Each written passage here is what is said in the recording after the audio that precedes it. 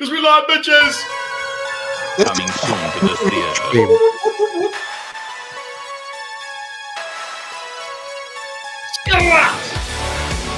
Everybody was a horror movie. A horror movie is awesome. Everybody wants to watch a little horror. A little horror. Oh look, who's coming out of that coffin? What? Oh, it's a girl. Countless fantastic. Look at her. She is a dark princess. Oh no. Oh Lord. Back. Don't. Well, fuck with fucking Valdemar Daninsky. No, what is that? Oh no. Earl versus It's alive. Don't go in there. It's Don't coming do it. this way.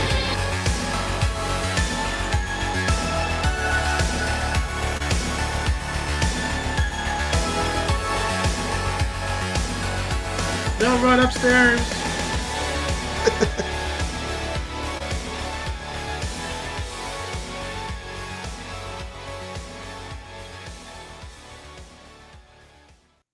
What is up, everybody? Welcome to another episode of the Horror Movie Club, where what do? We talk about horror movies, of course. And boy, what are we talking about tonight? We are talking about John Carpenter's remake of The Thing. Geez. This is a movie, came out in 1982, bombed bad. It bombed with critics. Critics absolutely dismissed it. They said it was boring. They said it was just a big gross out thing with the special effects. They hated it, and audiences stayed away in droves. As a matter of fact, I missed seeing it in the movie theaters because it was kind of in and out at the same time. At the exact same time, there was another movie that also bombed with critics and audiences, and that movie was Blade Runner. So Blade Runner, of course, has gone on to become a classic, and John Carpenter's The Thing has gone on to become a classic. Such a classic that it actually is almost completely eclipsed the original Howard Hawks movie that it's based on. And we're going to take some looks, a peek or two at the old Howard Hawks original, because I think a lot of you probably haven't seen that yet. And yeah, we're just going to talk about The Thing, man. God, when I saw this movie, when it came on video, I just lost my mind. I was like, this is like one of the best movies ever. I spent the rest of high school just sitting in my class, daydreaming about just burning the place up with a flamethrower. I wanted a flamethrower so bad. I wanted a flamethrower with dynamite. I mean, fucking Kurt Russell as McCready, just the fucking balls, man. Just a man's man. Iconic character, iconic performance, just iconic everything in this movie, really. So yeah, we're gonna be talking about that. Everybody, if you haven't seen John Carpenter's The Thing, what the fuck are you doing with your life? I know I say that a lot on this stream with a lot of movies, but really, what the fuck are you doing with your life? If you haven't seen it, guess what? There is a link down below in the description. Click on that, and that will take you to a 100% free, unedited version of the movie. So if you haven't checked it out, shame on you. Go check it out now. Well, let me bring on my co-hosts. They're feeling rather rowdy today. First of all, of course, my boy, your boy, Matt. What's going on, Matt? What's up, man? Just Chilling like a working, villain. making comics, Yeah, listening boy. to drama every now and then, watching some Thing. I've been going to the local LCS more. I'm doing Conan reviews. X-Men's been coming on every fucking Wednesday. It's been awesome. Been digging that. Chris Claremont's going to be putting out a Wolverine book July 3rd. So I'm excited for that. And yeah, man. Yeah. Comics, horror, metal. Fuck around. The three food groups. And then, of course, we got the man, Preston Acevedo. What's going on? Did Preston? Matt say whore? I did. Horror. Here, wait. Horror. The horror. This is quite the surprise, as a matter of fact. Like checking out this movie. Right. I liked both. I liked the remake and I like this one. Like the original. The original was always like, I liked it. I thought it was cool. I like this one too. I think I like this one better because it's got Kurt Russell in it. Oh, and it's just a better movie. No. Yeah, absolutely. I mean, the other one I think it had a little bit better on the effects, but they're still good movies. I like both of them. Well, I mean, you had James Arness dressed up as like a carrot man, basically, right? And well, I mean, we're gonna do actually. I downloaded a video that has comparisons, screen to screen, right, with a split screen, so you can see what moments from the original are actually kind of recreated in the Carpenter version. So we will check that out, and then of course, gotta introduce my boy, your boy, Sim. What is going on, Sim? How are things in Quebec? Wait. I'm doing good. I'm working on Blood Hunt 2 right now. Nice. Yeah, I'm looking forward to that one. And you know I'm a huge fan of freaking Carpenter, so that's why I'm here. Oh yeah. And I have to admit too, like how can I say? I was not very excited about the supposedly remake they made after 2011. The prequel. It wasn't anything to write home about, but I mean, it wasn't bad. I like the fact that it turned into a prequel. Yeah, no. Because they talked about it like it was supposed to be a remake. They advertised it as a remake, but it ended up being the prequel when the wolf runs off. And you're right. Like absolutely. Which seemed like an afterthought to me. I mean, I thought maybe it was an afterthought, but it was the best fucking thing of the entire fucking movie. Yeah, I didn't even enjoy that. I didn't even enjoy that ending and the credit sequence. But you're a purist. So tacked you know what I'm saying? Like, well, I mean, when it comes to look, Carpenter's version of The Thing is top 5. Right? Oh, absolutely. One of the 5 easily one of the 5 greatest horror movies ever made. One of the greatest movies ever made in any genre. Right behind Aliens. So it's like you think to yourself, oh, speaking of Aliens, Alien is getting a theatrical re-release. Nice. They're doing this with a lot of movies now. Finally, after all these years, they're doing theatrical. Yeah, they're not making money with the new ones. They have to re-release the old ones. Yes. Well, that's because they're doing remakes of everything. They got to stop this bullshit. Everything's a remake. Everything. There's no original shit. It's not a remake. It's a fucking stupid type of take on anything. Let's just say it's a propaganda. I keep thinking, like, how are these motherfuckers making money? But you know, they making money? Yeah, but that's the thing. Theaters are going the same way as comic book stores, dude. So that's why they're doing all those re-release things. God damn it. Yeah. I don't know. I'm just fucking irritates me. And hopefully they're not doing their own little, editing in it and changing some shit in it. Oh no, they are. Absolutely. That's the new way. I mean, they've been saying that for a little bit now. Like the new movies are going. Like any old movies that you liked, like Blade Runner or something like that, they're going to be updating the ads in them. You know what I'm saying? They already said that. Like, yeah. That's why physical media, bitches. Physical media. Absolutely. I've got the thing on VHS. I've got it on DVD. I got that shit on Blu-ray, son. Dude, I remember we watching a copy of freaking what was the name of it? Oh fuck, Demolition Man. And now it's not Taco Bell anymore. They replaced it by Pizza Hut. What? Yeah. What?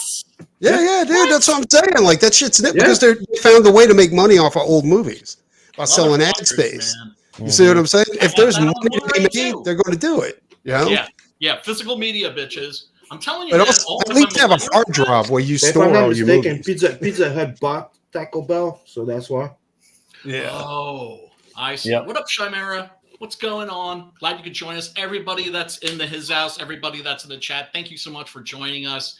Like I said, tonight we're talking about John Carpenter's remake of The Thing, which is a favorite amongst a lot of people.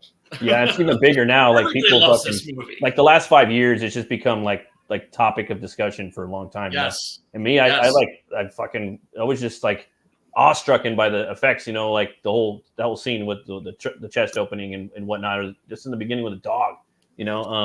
Never seen anything like that. Still haven't seen anything really like that. The head separated from the burning body. And that was awesome. We're gonna be. And I like when they turn around. They go, "You fucking serious?" Like the face they have. Like, that was sweet. The fuck. Hey, did you get a chance to check Captain Simeon or? Oh, I put that on my. I did actually start. I started watching the first episode, so that is on my Tubi. Dude, they reference so many things. They reference like aliens. They reference like Beavis and Butthead, all kinds of stuff. In it. Really? It's crazy. Yeah, dude, it's nuts. All right, check this out. Okay, the thing really it damaged. Its failure damaged John Carpenter's career in a way that it never really fully recovered. The critics had been on his ass for a while, saying, "Oh, he's just been riding off the reputation of Halloween for all these years," right? Says the untalented people that can't make movies. Yeah, but that's not just it. Is that he's been very vocal against the machine per se for all this time. Like he's an independent god type of thing of movies. So he's being very fucking vocal about them and telling them, "You don't need that much money to make a good movie." And they're like, "Fuck you, we want blockbusters, motherfucker." It's not even about that. It's how much money they store in their pocket. This had a big budget. And then after this Bond, he announced, "Hey, I'm going back to my roots." And signed a 4-picture deal with Island Alive. Those movies were what? They Live, Prince of Darkness, The Mouth of Madness, In the Mouth of Madness, and I think that absolutely horrible remake of Village of the Damned. I think he might have been shadow banned. What remake? That's what it is. Like, because you can't create all those classics. It's terrible. And then, be the studios are telling you're a failure. You know what I'm saying? Like that doesn't sound right to me. He making them a nice movie. It sounds like it was skewing I don't remember that at all, dude. Someone watching me. Look, I'm pulling out the list of all this movies. I seen that in the movie Dark theater. Star, Assault of Precinct 13. I seen that movie theater. Mars, Halloween. That was right when like Christopher Reeve almost right before he fell off the horse. So that was a good movie, dude. Then there was The Fog. That movie is just it's boring. one of those remakes that is completely pointless. Yeah, Children of the Damned. I don't see it, dude. It was all right, but I mean, I liked it. I like Children of the Damned. I thought it was good. It wasn't no Ghost of Mars, but it was. No, it wasn't. No. Where the fuck is that? It's not even in the list, dude. I did like though. I just found it. Village of the Damned. That was 80. That was 95. Yeah, it's old. I like with the prequel to this, how they do, even the acts. They line up a lot of the shit from the Norwegian, crime scene from the beginning intro of this movie. That's one of the things I liked about it. That one doesn't get enough love though. But I think we should hit that movie up maybe next year if it becomes the sequel to or the prequel to this. Brian's like, nope. Yeah, nah. Good luck with that. I liked it. I thought it was cool. I liked it. Damn it! I have veto power. This is my channel. I remember watching it. Going, what the fuck? Where did these sketches come from? Well, yeah. These came. Probably Protein, no? This is actually. Is that production art? Yes, production art by my man Mike Plug. No, yeah, dude. That's Plug awesome. does so much fucking movie conceptual art, bro. Like he Yeah. does so many fucking like on Trek. Like there's so many. Like it's crazy. You know what? How I learned that from watching. Best Frankenstein run ever. Cartoonist Kayfabe, I think, was showing it a couple weeks back. Yeah, amazing. Ed Piscor. This is something that I just had to dig up, which is the issue of Cinefantastique, dedicated to the thing with Rob Bottin on the cover. He says in here that he lived on a diet of chocolate, Hershey's chocolate, and RC Cola. Fuck. Really? Yeah, while making this movie. And evidently he was working such crazy hours on the effects, he actually had to be hospitalized due to You live on fucking Hershey's chocolate and RC Cola. Cola. Diabetes right there. He wasn't taking care of himself. But the thing is he was like in his early 20s. When you're in your early 20s, man, you could fucking take a fucking ass. I don't know about that, dude. He just slapped his shit right down on the table. He was like, "Hey, Rick, that's pretty good. I got one for you, though. I got one for you." Check this out. Yeah, this is a really thorough, in-depth exploration of the making of the film with Plug's art, man. Production art. A lot of Plug in there, bro. I got to get some of those ghostwriters. What is that? Is that dude? You got to check out. If you look at the Cinema Plug, Fantastique was, I think, originally a French magazine. I think that this is the English version of a French magazine. I gotta look that up. But if you're looking for great Plug art, Frankenstein. Oh, I've seen some Marvel's of that. Frankenstein. I got man. them all, baby. I got them all. So jelly of Brian. He's got all the good shit. I do have all the good shit. It's like to like open up some art and look at some art. I'm downloading art all the time on my phone and just looking at it on my break. Like it's just different stuff. Look at this. This is like this is how they did the That's the fucking stretching great. head effect. So cool. Look at Plug, man. That's Plug too, right there. That's Plug. Just That's designing Plug. the shit. He was a Old great- Dirty Fatty. Yeah, man. Fuck CGI. Give me those amazing practical effects. Says Old Dirty Fatty.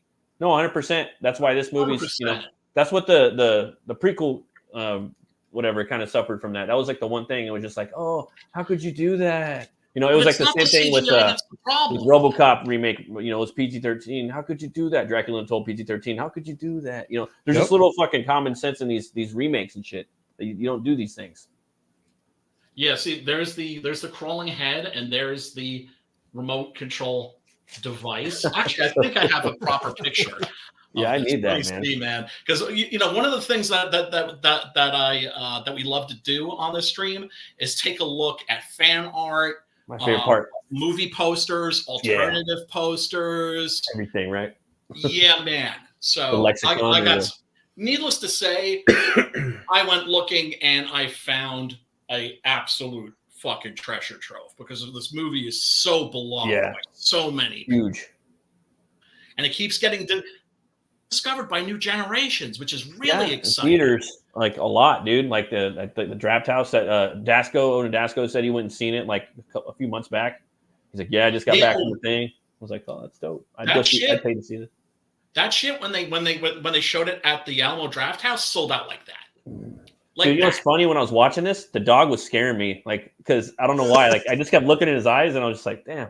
Because I never looked him in the eyes, like gone back and just I'm gonna look at this motherfucker the whole movie. The reason is quite simple. It's because the training, like they talked about it, the training of the dog, and the point of it is to make him look like he has human thought behind his. Yeah, dude. He's like looking out the window.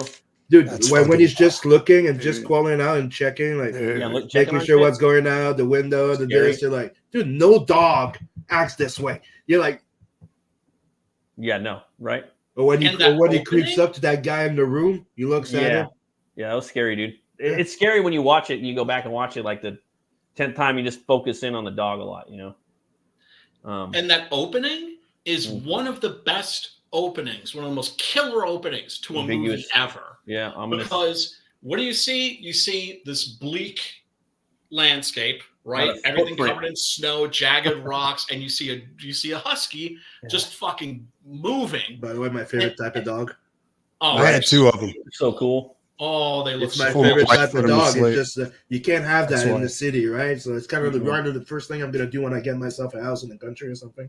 Oh yeah. It's so, dude. I used to have one as a kid when because I like I told you before, I grew up between the city with my mom, right? Mm-hmm. And my granddad and my grandma were in the country, and we had a husky. You're actually in a place to have a husky because of the weather. Yeah, right. Yeah, but dude, you don't want to have that when you're living downtown Montreal, like in the city. Yeah, they need a run. They need room. Like in an apartment, that shit's gonna go nuts, and they start crying and talking, and it'll bother everybody. I used to talk to them. We used to do our morning howls, me and my two huskies. Yeah, I used to grab like leftovers, like my grandma used to make regular like meatballs too, type of thing. Ooh. And I would always take like reheat the leftover and go sit with the dog outside. Or one for you, one for me. They got away once. They went to the. They went to a neighboring farm and they went and killed the sheep. Oh and, fought over the sheep. His name was Chico. What was his name? Chico. My grandma named him Chico. And we lost him because he got freed from the fucking. When we left him outside, he was chained up to a little thing because there was a big street, like cars going nuts in there. Yeah, dude, you gotta be real careful. He broke off and got hit by a car. It was fucking heartbreaking. Bad, man. That's heartbreaking, man. I love that fucking dog. Oh, that's sad. Man. Sorry to hear about that. Yeah, But it's like I've never had a dog, and I'm never going to have a dog until maybe I have some land. I used to have a bunch of dogs. Then I'm gonna get a dog. Well, some dogs you don't need to have land. I mean, because they're the laziest motherfuckers ever. I mean, I'm on my third Doberman. The first one was active. The second one was like he just went to sleep all day. You know what I'm saying? And this one's like a fucking somebody put a fucking firecracker in his ass or something like that. It's crazy. Oh, look at that, man. Oh. Yeah, I know. Yeah, dude, the art in there, it's fucking insane. Like, dude, I just want an art book with all of Plug's work. Yeah, and, with all his movie stuff. They still hire like big names and great comic book artists for this shit, but you just don't know about it. Stephen Platt left comics to go work in movies. Yeah, I would totally do that. But you rarely see his art. That's the fucking sad part of it. I know. Well, you don't get promoted like comics. Yeah. Right. The reason, and this has always gotten me in the field, right? Because I feel like Hollywood's gain was our loss. Like, absolutely. Like storyboard artists were like some incredible comic books because these aren't storyboards.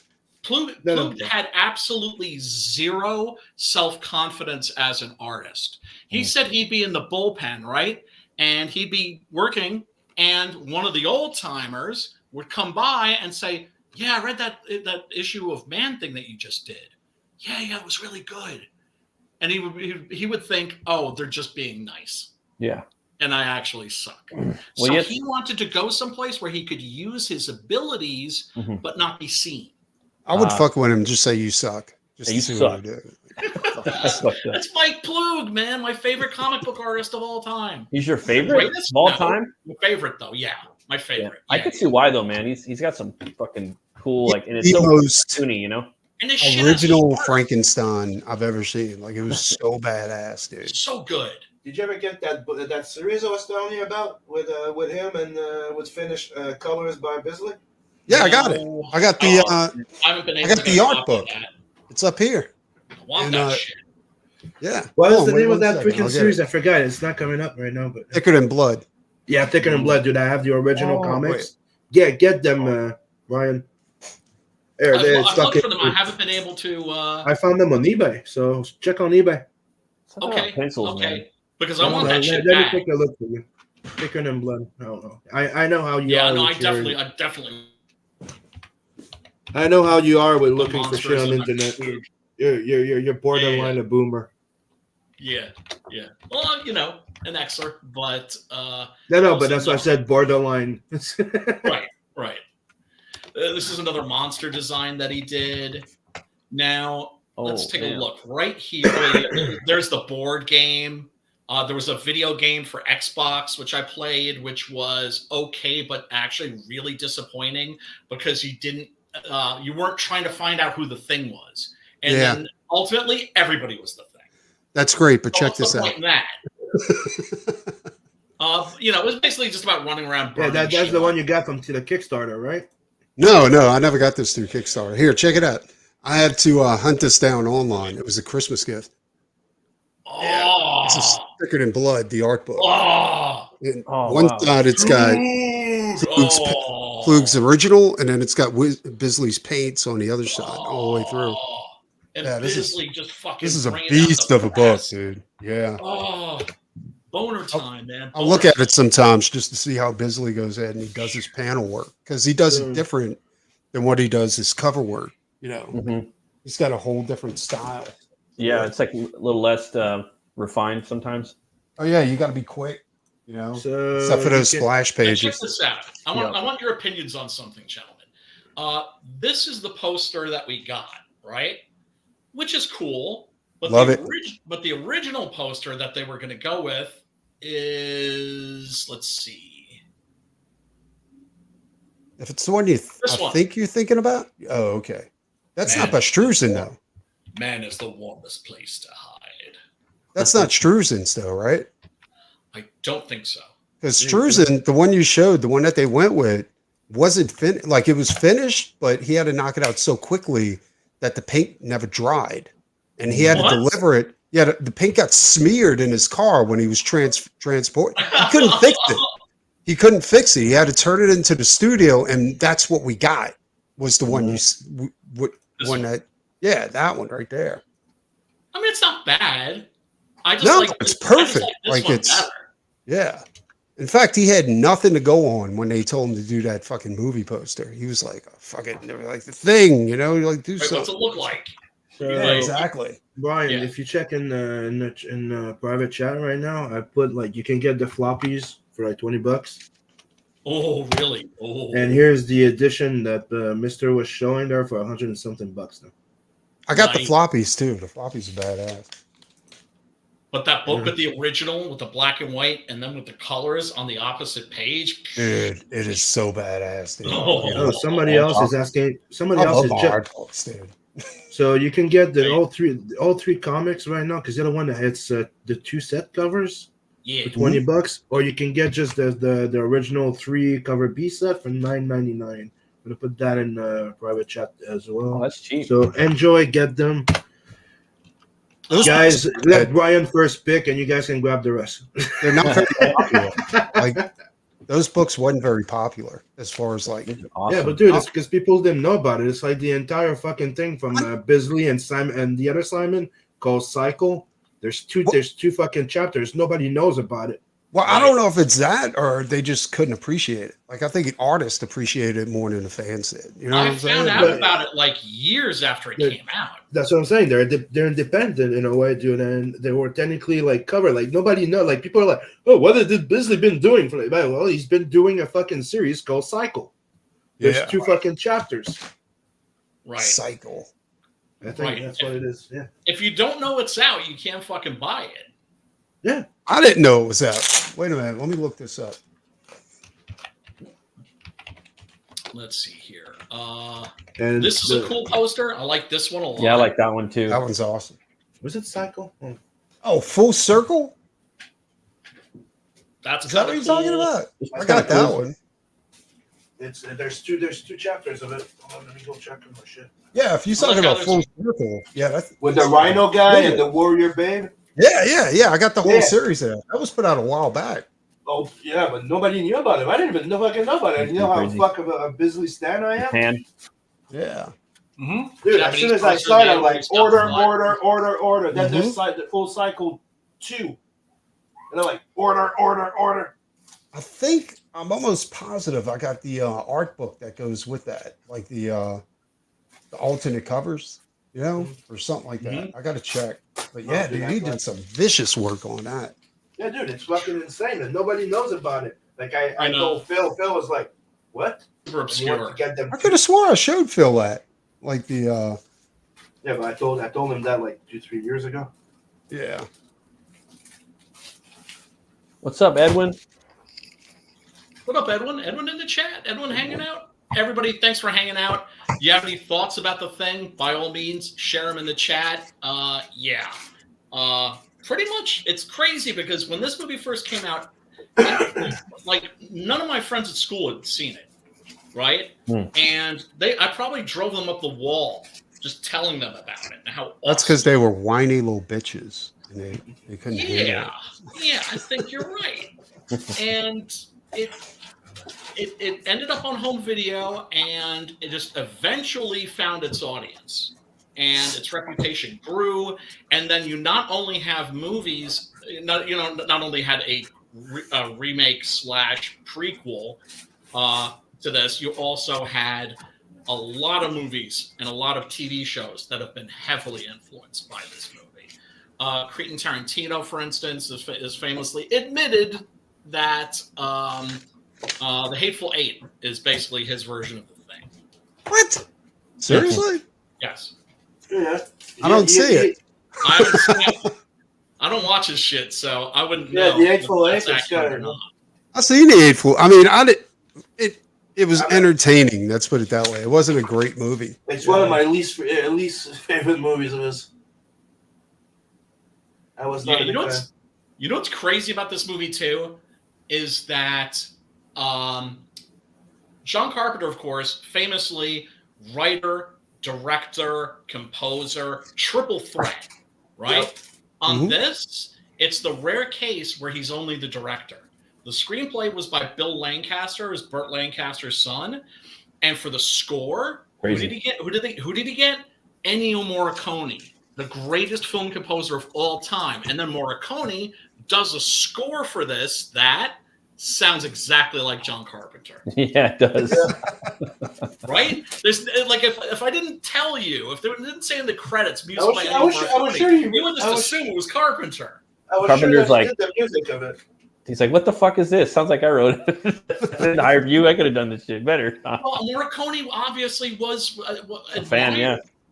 Fan. Carpenter as a composer. Yeah. And was just like, and there's no question he absolutely fucking knocked it out of the park. It's the right score for this movie. He was probably style, bro. He's his own style, you know. He's his own style of music. Yep. Oh, and this, of course, is like a reference to the opening credits of the original. Yeah, it's so cool. Burning. Yeah. Yep. It's like it's burning through the screen. And yeah, there is like a side-by-side comparison video that is like really cool. But yeah, this ending is just fucking. I mean, this opening is just fucking killer, man. Right. Boom, boom. Boom, boom.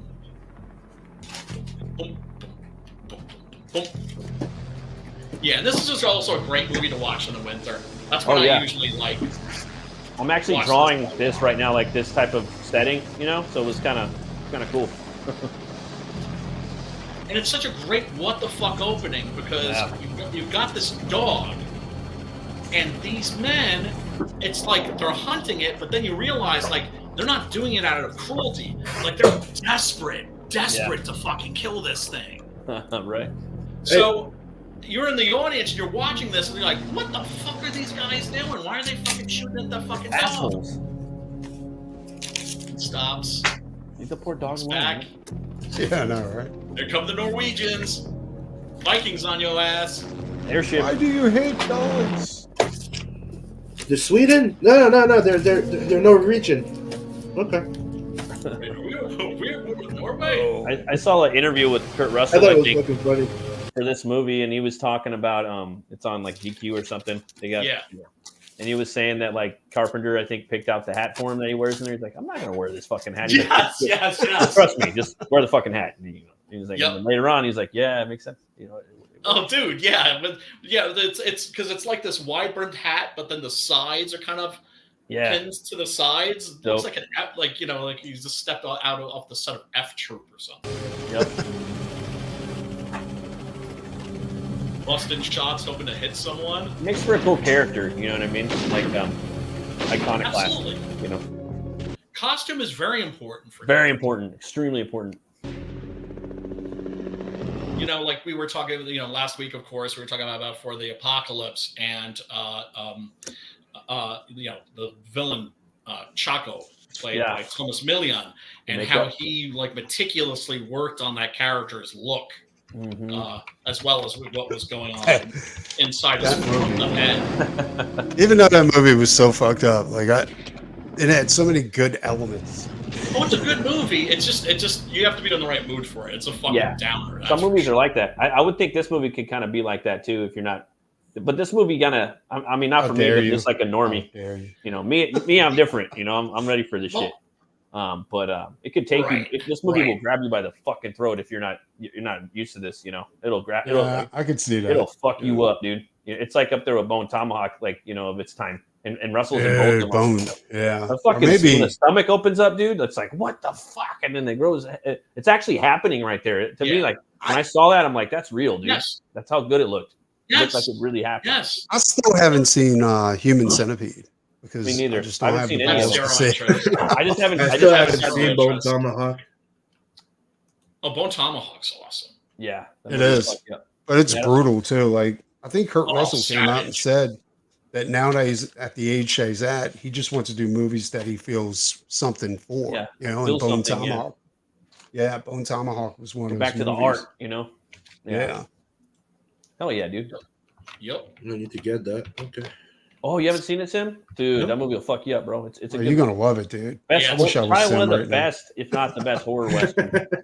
It truly is horrific. And the So monsters in there, 2015, dope. right? Yeah, Kurt Like Russell. Ryan the Monsters. Yeah, that was cool. Troglodytes. It was almost like Neanderthals. Well, I mean, there's that scene, right, where they're planning like the rescue party, and there's this indigenous brother there in a suit, right, who's educated. Longmire, Yeah, and then the guy, one of the guys, the pistolero or the gambler or whatever he was, and he's just like, yeah, so you don't want to go out against your people, huh? And he's just like, they're not my people. Those aren't my people. Those aren't my people. We don't have fucking bones sticking out of our fucking necks. Our chiefs don't have fucking tusks growing out of their fucking face. You know what I mean? Yeah, man. The alphas. It's crazy. Dude. It was such a good movie. Tribe of like an offshoot of humanity. Hey, speaking of that, Brian, did you watch the Y Files on on the Neanderthals? Oh no! Dude, that's a good Friday night. I mean, it's again. That's kind of pathetic. That's a good Friday night. I don't give a fuck. It's 40-minute video. That actually, now fucking dope. Yeah. Or the one on years. Yeah, it was very good. It was very good. Yeah, I liked it a lot. I'm gonna go get some more rye. I'll be right back.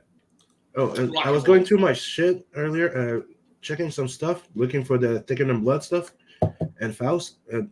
I just saw something. Faust 777. Did you get that, Preston? I got it. Yeah, it's not as they were trying to recapture the magic of Faust, and except it's a chick. You know what I'm saying? Am I right about that? I'm pretty sure I'm right about that. Chick. Like, yeah, there's a chick. Yeah, but he's in there too. But there's a chick. Yeah. No, well, yeah, but the chick is Faust now. Like, and it was like it didn't vibe the same way. Like, you can't. Faust was lightning in a bottle, dude. It was 12 issues of just 14 issues of just brutality, and magic. And I don't know if people notice, but 13, 14, and 15 of the Faust series are super, super rare. And they're the most expensive issues out of the whole Faust series. 13, 14, and 15. And the deal is that was right when the comics crash happened. And Tim over-ordered. He ordered 25,000 to sell and another additional 25,000 of each issue, right? Yeah. And he lost his ass on that, and he had to close up shop. Those issues never got delivered. So I contacted Tim to see if I can get it from him, but Tim never. And then I talked to Tim's brother, Joe Vigil. Yeah. And Joe said that Joe said, Preston, you're gonna fucking puke. He said, when I was moving Tim 2 years, ago, not from now, but from when I contacted him, he goes, we burned boxes upon boxes of issues 13, 14, and 15 of Faust. Why? He said because he was literally sleeping on them. Like he said he had so many issues, and we had a huge bonfire. That's what I said, because that's not the way the visuals do it. But he said we had the biggest bonfire you ever seen before in your life. And it was all 13 and 14 and 15 issues of Faust. Damn, first printings too, huh? So all first prints. So there's only first printings of those issues. And so when I had to go buy them, I paid like $200 for those issues, dude. Like, it was fucking insane. Did you watch the Brian Yuzna movie? I want to see that shit, dude.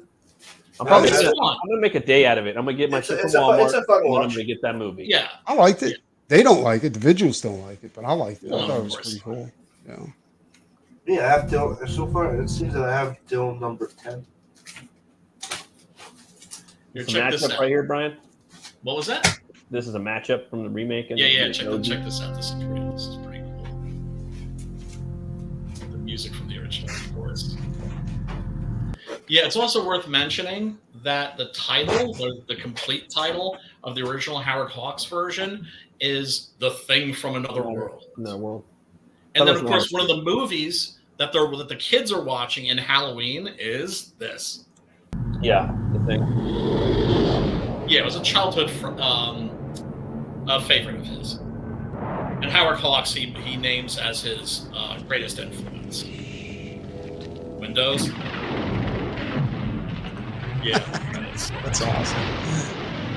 I love that intro. That intro is amazing.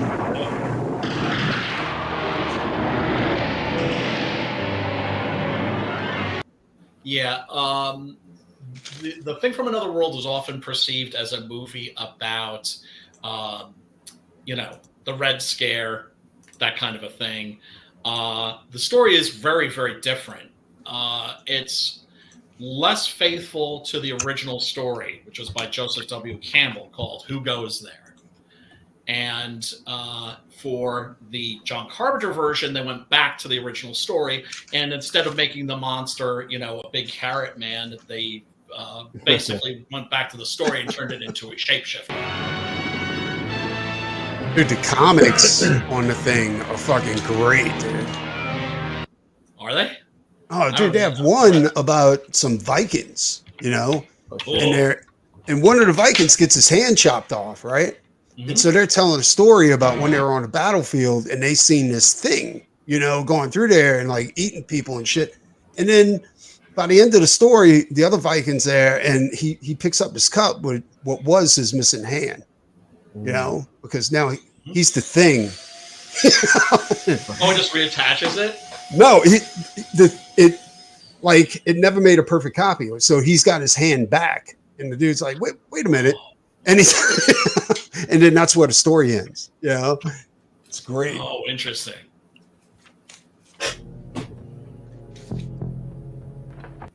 Oh, it's such a gnarly design. This is one of the great jump scares right here. Check this out.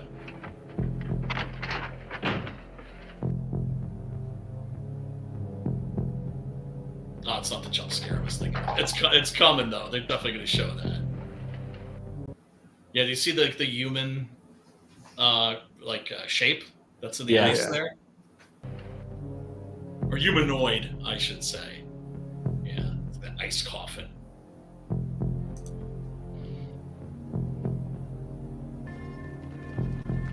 That was crazy in the prequel remake. They actually show the alien, chasing after him. It's like a giant, pretty much. Yeah, but one thing that we never see is the creature's original shape. Oh yeah, well, I don't know what they did in the remake.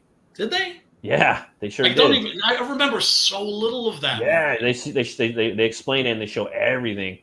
Okay. Yeah, definitely worth a watch. Cool. The movie's okay. It's okay. Can't compare it to these though. There's its hand.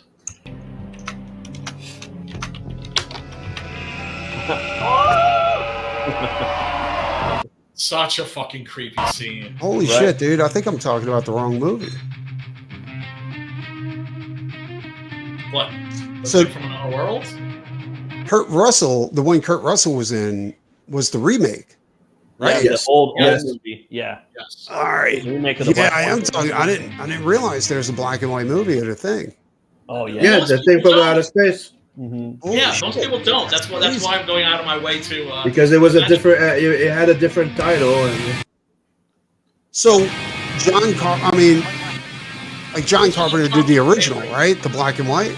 Nope. No. What? Carpenter did the remake. He was a fan of the original. Okay. Yeah, the version that we know and love from 1982, that bombed up the box office, that was slagged off by the critics. Yes, is the remake. That's why it gets confusing. After that, there was another thing they said there was a remake, but it was actually a prequel. Yeah. Prequel to Carpenter's. Oh yeah, there he is. This is. Oh yeah. Then of course, I don't know if this was the first fire stunt. I think it might have been. Because I can't think of a single movie that has a fire stunt that's earlier than this. Check this out. With that bucket of gas. Boom!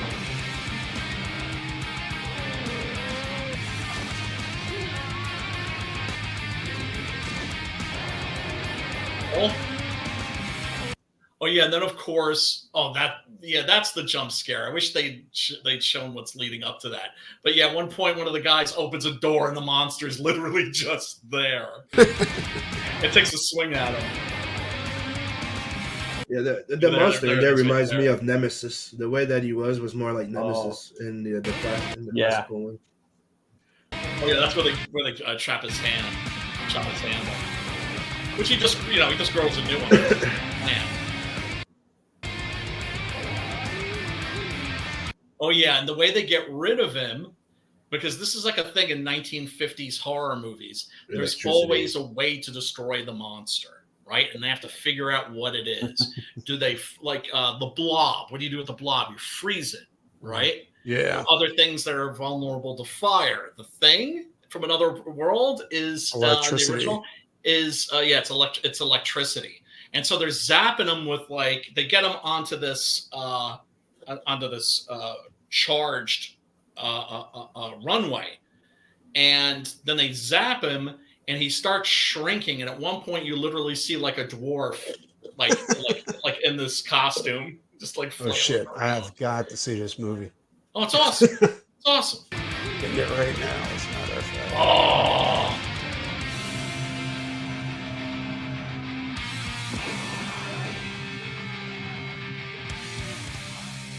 Thing versus Thing. Yeah, it's at the channel is the Springwood Slasher. Go and give him some love in that cool comparison video. I just wanted to pretty cool. It's because awesome. Most people don't even know that there's an original, because the Carpenter version is one of a handful of remakes that's better than but dude, just the fact that the monster is nothing alike. Like this one is technically like a big Frankenstein or Terminator from space. Totally. Yeah. Right. Yeah, he has his own. Well, the other one is really more scary. It takes shape of people. Like I even remember the Futurama episode was pretty fucking good. Ryan, I thought you remember that one. Futurama did an episode that was exactly a wink at fucking Alien. The Thing. Oh no, I didn't see that one. Oh, Brian, they go into a special vacation to learn to be more of a team, and they get eaten by a fucking thing. Yeah, and it ends up it was all a hoax. Oh, that's crazy. Matt, you were gonna say something? Oh, I was gonna say I thought you were gonna do a video of how the prequel to this movie. How they sync up everything. They have videos of that online. I think there's 10 synchronicities from Carpenter's movie and the remake. I remember not hating the 2011 film. Yeah. Well, for the life of me, I can't remember. I remember very, very little of it. Like the 2011, like the thing that's burning. Like when they go to the homicide scene in the beginning of Carpenter's. They got that charred up, demon. That's the ending of that movie. It's fucking cool. Like just how they tried. That's what I liked it. Like it's nothing compared to the original Carpenter, but it's the fact that they showed it so much respect. Yeah. Well, it win points. Such a beloved film now. But how interesting is it that we got a sequel or a prequel, whatever you want to call it, to The Thing, which was a box office bomb, and then we got a sequel to Blade Runner, which was also a box office bomb at the same time that this one was. Most of the movies that are the most popular in the 80s were flops. Mm-hmm. Yes, because if you remember in the 70s, 80s, it was the snobby thing in the movies, and that's what I was mentioning before. That Carpenter was very vocal about suck on these balls. Right. Yep. Well, I mean, look, the guy was a visionary and made so many great films, and he is not alone in thinking that this is his masterpiece, that this is his best film. Oh, I love it, dude. Like that. Yeah, it's fucking incredible. Incredible. The characters. I don't know if it's his best movie, but I love so many of them, so it's kind of fucking hard. Well, I love Escape from New York. Here's a question. I love Big Trouble in Little China. Big Trouble's got a soft spot for me. And The Mouth of Madness is fucking insane. I always thought John Carpenter was Go ahead. He was like a super like popular genius of a movie maker, right? Yeah. But I didn't was he real or was he an underground movie maker? Because Oh, I'm confused underground. as far as that goes. Because I loved all of his movies. Like He was one of the first one to be underground and come in underground and make movies that were. Was he appreciated later, or was he appreciated while he was knocking out all these fucking classics? Later, I would say. Well, No. Okay, this is how it works for Carpenter. Succinct. Okay. So- Halloween was his biggest hit, and that put him on the Yes. fucking map. Yes, But everybody said like he was living It's off an of indie. Halloween, right? Mm-hmm. it's an indie. His first movie was really a senior thesis, which is called Dark Star. Yeah, If you which watch it, I also like a lot. yeah, it's fun. It's funny. It's written by Dan O'Bannon, who's also in the movie. You know the guy. It's by Dan O'Bannon, and it's made out. It's a school project type of thing. Yes. It's a I senior have seen thesis. that. I wasn't too From crazy film about it. school. But Yeah. I know, dude. The movie per se is meh. Yeah. It's the no, that's idea, what I'm saying. Like, dude. It's It's just the impressive idea what that's they did with behind no it. money. Like what they Yeah. present there, that they go in destroying stars. Like the premise, like the story behind it. You're like, God damn, that's good. I mean, That's I get metal. it. Like it's That's a metal. bunch of college kids with no money whatsoever, like Yeah. making this Yeah, exactly. fucking That should movie. totally had a remake. Like, I'm still shocked that O'Bannon and fucking Carpenter didn't do a fucking theatrical version of this movie. Well, I think with Dark Star, part of the charm is its roughness and its cheapness. Well, Right? It's And they've the been reason there, why they've they're done what that. it's the reason why one of the bad guys called Dark Star in that verse. Oh It no is shit! the reason. Yeah, Damn. Now, dude, I'm I'm a Carpenter stan, dude. It's my favorite fucking movie director.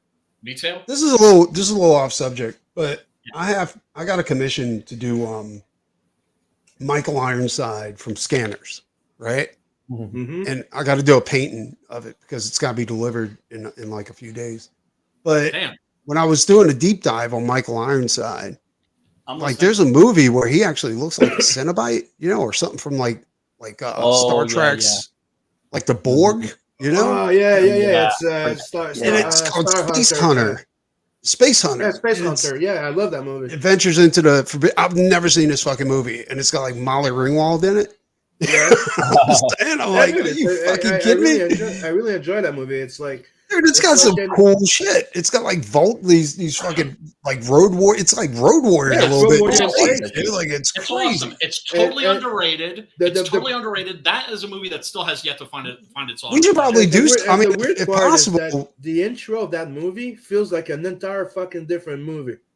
exactly. And it's on YouTube too. We should do that, like for a horror fucking- movie I club, really like enjoy It Space was that. Hunter. released on 3D.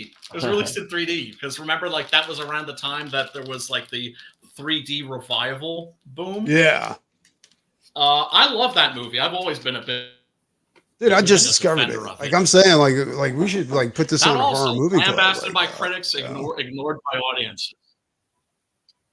We could do that. We could do that. I mean, it's more science fiction than horror, but it's got some horror elements to it. Yeah. Nice. Uh, I'm They down. got these Seeing fucking if I can road find any warriors good- with these fucking dude, and it looked like they were breaking these chicks' necks, right? Like it was you're gonna crack and then they had these fucking dudes on gliders coming down. They had like these Oh, wow, vulture really? masks, and they would it's snatch these great. chicks up. I was like, dude, that is Yep. fucking sick, son. Yeah, it's awesome. It's a really, really good, underrated, underseen movie. I'm looking to see if I can find any pics of Michael Ironside in this old issue. of Dude, he Starlog. looks fucking crazy. Like Oh yeah, crazy it's bad. very Got a heavily crazy covered voice. makeup for that. I guess he almost played Does your RoboCop client also. want him directly, like the Michael Ironside that's in Scanners specifically? Or does he Yeah, just no, want I- Michael Ironside? No, I got all the information I need on that. Like I know which one I'm doing, but like it's I stumbled across like Space Hunter, and I was like, whoa! I was like, how come I've never seen this fucking movie? And the spaceships look amazing They're in great. this fucking movie. I mean, you They're can great. tell it's dated, like the special effects are shit, but But I mean, no, it's- they're not shit. They're not shit. They're just old. I'm talking about like in the intro when the spaceship's coming out of this orc cloud or whatever it is. I mean, you could tell like the special effects are kind of garbage, but it was like, That's but what it's the everybody effort said. that counts, But like I'm telling you, they were like that on purpose. They were trying to kind of make them like the special effects in the old Flash Gordon serials. Okay, that makes more sense. Gordian look to it. That movie. Yeah. So it was an aesthetic, right? Or you look at the Flash Gordon movie, how cheesy all the ships in that are. Yeah. Right? It was a retro thing. Dude, this movie looks amazing, dude. Like, there's a movie with Patrick Swayze where it's kind of like Mad Max and he's got a sword. Steel Dawn. Yeah. Steel Dawn. Is that any good? Because I have it on my fucking queue. It's watchable. It looks kind of, I don't know. It's like, damn, it looks pretty dope. That's a good poster right there, man. That's a good poster right there. I'm not a huge Swayze fan, but yeah, he has some good ones. He has a few. He's got a couple good ones. Swayze. I like Roadhouse. You just like him. You just like him because he had cancer. Roadhouse is just the shit. Yeah, it's the shit. You just like him because he had cancer. You give him a sympathy, like no. The reason we love Swayze, because of the fucking eagle talent, the eagle claw. Yeah, right. Seriously, you're talking shit about Swayze because you know he's not here was fucking amazing. Himself? Swayze would make you fucking piss yourself.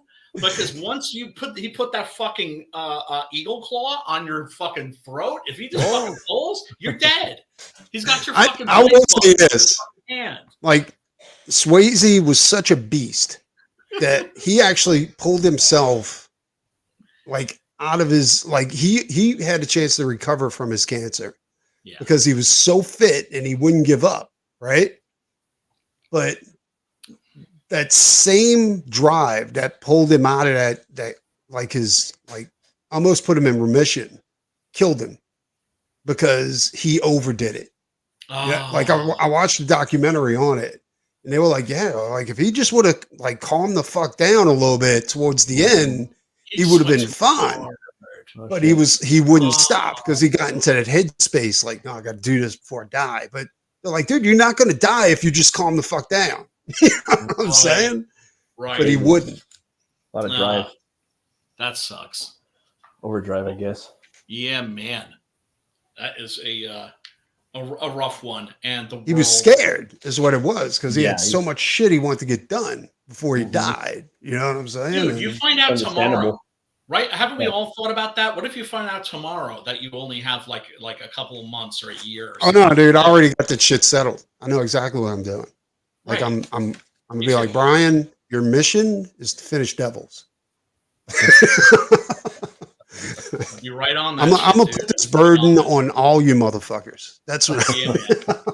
No, that's what you do when you're in trouble. Is you turn to your fucking friends, and it's not a burden, right? You have to always understand that when your friends are trying to help you, it's doing them a solid. Oh, it's a burden because now you have to finish my projects because I'm going to die, and you have to finish my legacy. Yes, and then you get surprise, guys! Cancer's gone. Is the book finished? Well, what do you know? I'm in remission. Oh man, that'd be a great. Oh, that would be such an evil thing to do. Oh Jesus, man! Plague's almost out of the woods, dude. Yeah, that's what I heard yesterday or the other day. Heard that? Yeah, dude, he's doing good. About what? Plague, he's almost out of the woods completely, dude. Like he went from being like stage 4 to being like almost completely recovering. You know, the doctor said he doesn't have it anymore. Goblin Girl, Brian. Yeah.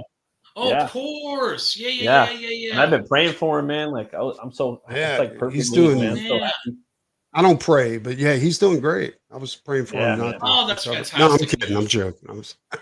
That's fantastic news. I'm really happy to hear dude. That was cool. Yeah, hell yeah. I couldn't believe it. Good on him. I couldn't believe it either. I was like, dude, this is fucking great. He owes me a comic. Well, that's what I was like too. I was like, no, I need that book. I paid you to get that book, so you have to live long enough to get me that book. You know what I'm saying? I got to back it still. I still haven't backed it yet. Yes, without a fucking doubt, man. Without a fucking doubt. Hey, man, look, sometimes, anything that's going to fucking keep people on their feet. But, then you have people like George Perez who just didn't want to fight because anybody that's seen people that have gone through chemotherapy knows how fucking brutal. I've seen it, dude, and it's a horrible death. Right? One thing, George was losing his eyesight, and there's nothing worse. The only thing, cancer is not even as bad as losing your eyesight when you're an artist. You know what I'm saying? Like, God. yeah. But I mean, was losing his eyesight as in like going blind? He had already lost sight in one eye before he God. announced that he was dying. You know what I'm saying? It had something to do with diabetes or something like that. Oh my God. From what I understand, like it was bad. So he was definitely worried about that. But yeah, dude, I mean, jeez, that is a a bummer. And it's an even bigger bummer that, you know, I think he was doing a comic. I forget who it was for. And, you know, they were putting pressure on him because of all the woke shit. And he just said, fuck it. And was like, they did. What? And I think I'm done making comics. Yeah. And I'll tell you right now, like George Perez Yeah. was the beast of the comic industry. This dude worked on 4 books at once. And he said he had to cut back because he started drawing Marvel characters in DC books and DC characters. He was working so quickly to get these books out. And he loved doing team books. You know what I'm saying? Those are the hardest ones. Yeah. It showed. Yeah. It showed. Yeah. He could draw faces like a motherfucker too, man. Like he was doing different types of JLA crossover. He was doing an Avengers book, and they were on the plane or whatever, whatever the Avengers plane is. I don't follow the Avengers. The Quinjet, and he accidentally drew like some DC characters. Quinjet. Yeah, I mean, the thing about Perez, he's always one of those artists I respected more than I liked. That is to say, I've always found his style too clean. Right? Yeah. But of course, I'm like you. Like I wasn't crazy about his style, but he had his moments, like in Days of Future. Not Days of Future Past. The Hulk book, where it was like Future Imperfect. Like that was great, dude. And if you look, he has a double-page spread in there where he did a cityscape, where you're looking down on his cityscape, and it's got layers, right? Because it's like a desolate city, and there's no windows, and there's layers to each level. And he's got motherfuckers buying shit in some details. I mean, insane. It's crazy, dude. Totally insane. That's why I always say I respect his work, respect him more than I like his work because it's so perfect. And I I wasn't a big fan of his. A little sloppy. His style wasn't my cup of tea, but he had his moments. Yeah, he was did, good. Absolutely. Who are you talking about? Sorry, I just got back. George Perez. Yeah. And then, of course, we have here the man. Spawn, Goliath. I'm sorry? Spawn and Goliath right there. Yeah, the guy that does the voice for Spawn in the animated series. Yeah.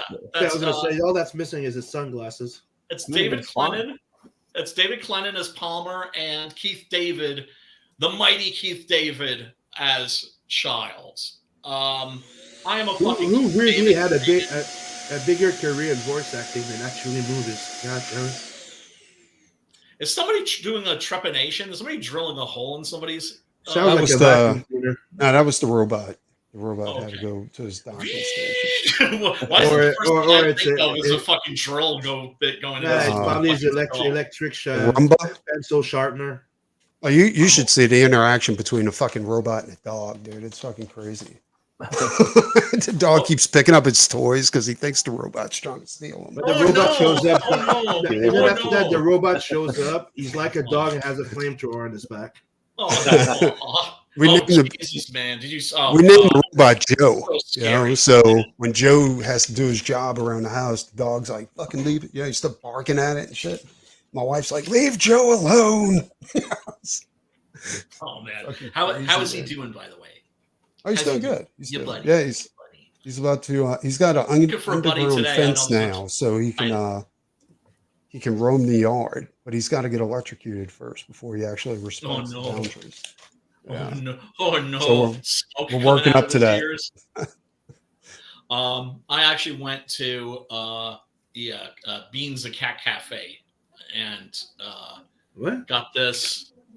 You were interviewing cats? Actually, because I'm looking for a cat, and there's one of them. Cafe? Yeah. What the fuck is that? It's in Beacon, which is like right next door to. No, Beacon doesn't have a cat cafe. Oh, it does. Dude, I'm joking. Beacon, New Beacon. York. He's talking about Beacon. Beacon, Oh, like, that? Michael Beacon. I'll be honest. Like, I was a big cat fan. My What's a cat stepdaughter cafe? got a cat, right? Like Yeah. a kitten, and it was staying with us for a while. And the motherfucker would hide underneath the fucking living room table, right? When you walk by, he would run out, snipe you, and run back in. Yeah. What's a cat cafe? I was like, what the fuck was that? What the In fuck and is a out. cat cafe? Yeah. He wouldn't hurt you, but it was like, you know, he was just trying to sit. Right. And then I'd wait for him. I'd turn around. He'd come up like this, and it'd just fucking freeze. What the fuck is a cat cafe? Oh, you don't know what a cat cafe is? No, that's what I'm asking. Like, I did a joke. Sorry, bro. I'm I sorry. want to know what the fuck it is. Okay. A cat cafe is a cafe where you go and you hang out, and there are cats everywhere. And So it's all not a place to cats adopt are cats. for adoption. Okay. So they work with like the local shelter, find like cats that are like, you know, really good with people. That is to say, like not feral, that sort of a thing. And they just fucking roam around, Okay. and you just sit there drinking your coffee, reading your book, whatever, and come by, But sit in that's your what I was lap. wondering, if it was just a place where people go drink, or if it was a place where you could adopt them to. That's why I was curious. I wanted to know what the fuck it was. Yeah, both. It's a Yeah, genius that's cool. idea. It is. That is a cool idea. Yeah. It is. There's a game on Steam called Cat Cafe Simulator. That's right. Oh, It's sitting on my wish list for like. Oh, 5 by the way, years. guys, 50. I'm almost 50 page done on Blood Hunt 2. Really? Nice. Yes. Damn. Who's gonna color that? It's probably we're gonna find out, depending on how my girl feels after the I first would- one. All right, If I was you, all to right. keep in with the first issue, I'd just release it in black and white and put colors in later. But the thing is, that's what I'm gonna do. I'm planning on doing black and white, and Yeah. let the girl work on the colors, and probably do a campaign for 1 and 2 in color. Just Alex is Is- doing amazing work, man. You is must the be thing so is- proud. I don't want to have any big weight on that one, and I'd Yeah. like to be able to still leave because I'm the one that started the die in the book thing, right? So I need to keep up with it. Right. So I'm thinking of doing black and white and for the first time around. Okay. Yeah, no, Yeah. it'd be consistent, you know, with the first print in a blood Yeah. hunt. You know? It would. Yeah. Well, I mean, that's of course the best is to offer both. But it always depends on the work, right? It depends on the story. It depends on the style. It's also the art. fact that so some colors take time, and it's her first book, and then, I don't want to be like putting all that freaking stress on. Get the book done. Yeah, no, you definitely don't. You definitely Make her know what it's like in the real world, where she's like, Oh. you better have that money. I am. I'm not gonna put it on the campaign yet, but I am I acting wish like she it is. does. Get it? I wish she had done that. I want cover it- that- Get that shit done. I want the first book done by the end of May. Yeah, because then she's gonna get anxious, and that's gonna like ruin her flow completely. I don't know. Yeah. Sometimes a little trial by Anxiety. fire makes the product a little bit better. You know Yeah. what I'm saying? Oh, You never know yeah. until you I test get it. Yeah, Yeah. no, it's true. I put the pressure, Very true. and she's been going a bit faster, but Well, like Angel Medina said, cutting corners. sometimes, No, I'm trying to give her a little bit more slack. yeah. to tighten up the reins again. I'm trying to teach her the experience of being self-employed Yeah. type of thing, and having a deadline. So right now it's like, okay, you got 2 months to finish up at least the first book. So I give her one. I And then was if she doesn't make the deadline, she still will have made it further than Just- if there was no deadline. Honestly- Exactly. And she can go over everything and do touch-up, make it look better. That's how I'm Right. seeing it. The I idea went is through a to get her death to the gauntlet. trial of fire, like you were saying. I went through a death gauntlet when I first started working in the art industry. It was like, get it done or you're fired. Yeah. But you should just tell her, like, if you don't have it done, you're out the family. You know? We're kicking you out. You're Or, dead to me. or that made a joke, because if you don't get this done, you're gonna have to find a real job, and you're not gonna like this one. Oh, man. Oh, ruthless. Bills Like need I to said, get paid. I wished she had taken the job to color that cover that you drew. That would have been Actually, awesome. And maybe like it I would have told you, gotten she a did regret. non-purple She did overall. regret it when she saw the cover. She's like, oh, Yeah. And But it then probably, that I don't know regret if she would. It probably now would have spurred been her on, purple didn't it? though. That's what I'm saying. If she had colored it, I wouldn't end up with a fucking grape ape cover. But Which cover? yeah. What are you talking about? I don't. The homage cover I did to a Western movie. You didn't see it? I don't think so. Yeah. Did I? Yeah, it's based on the poster for Day of Anger. No. Is it? I'll pull it up. Is it on the campaign or is it? Not yet, because the campaign page. It is actually on the campaign page. Oh, okay. If I remember right, it was supposed to be. It was in the access. update. You put it in the update as it was supposed to be like the cover for the trade paperback of the second chapter. I'm not sure. Is that it? Right. Hold on, I'll find it for you, Preston. No, I mean, Sweet. yeah, it's we're gonna have 3 covers. There's gonna be the Preston cover, the Dillard cover, and the. I don't think I'm doing multiple covers this time around. It's too much work. No, why It's should a you? Pain in the ass. Why should you? Yeah. Fuck that.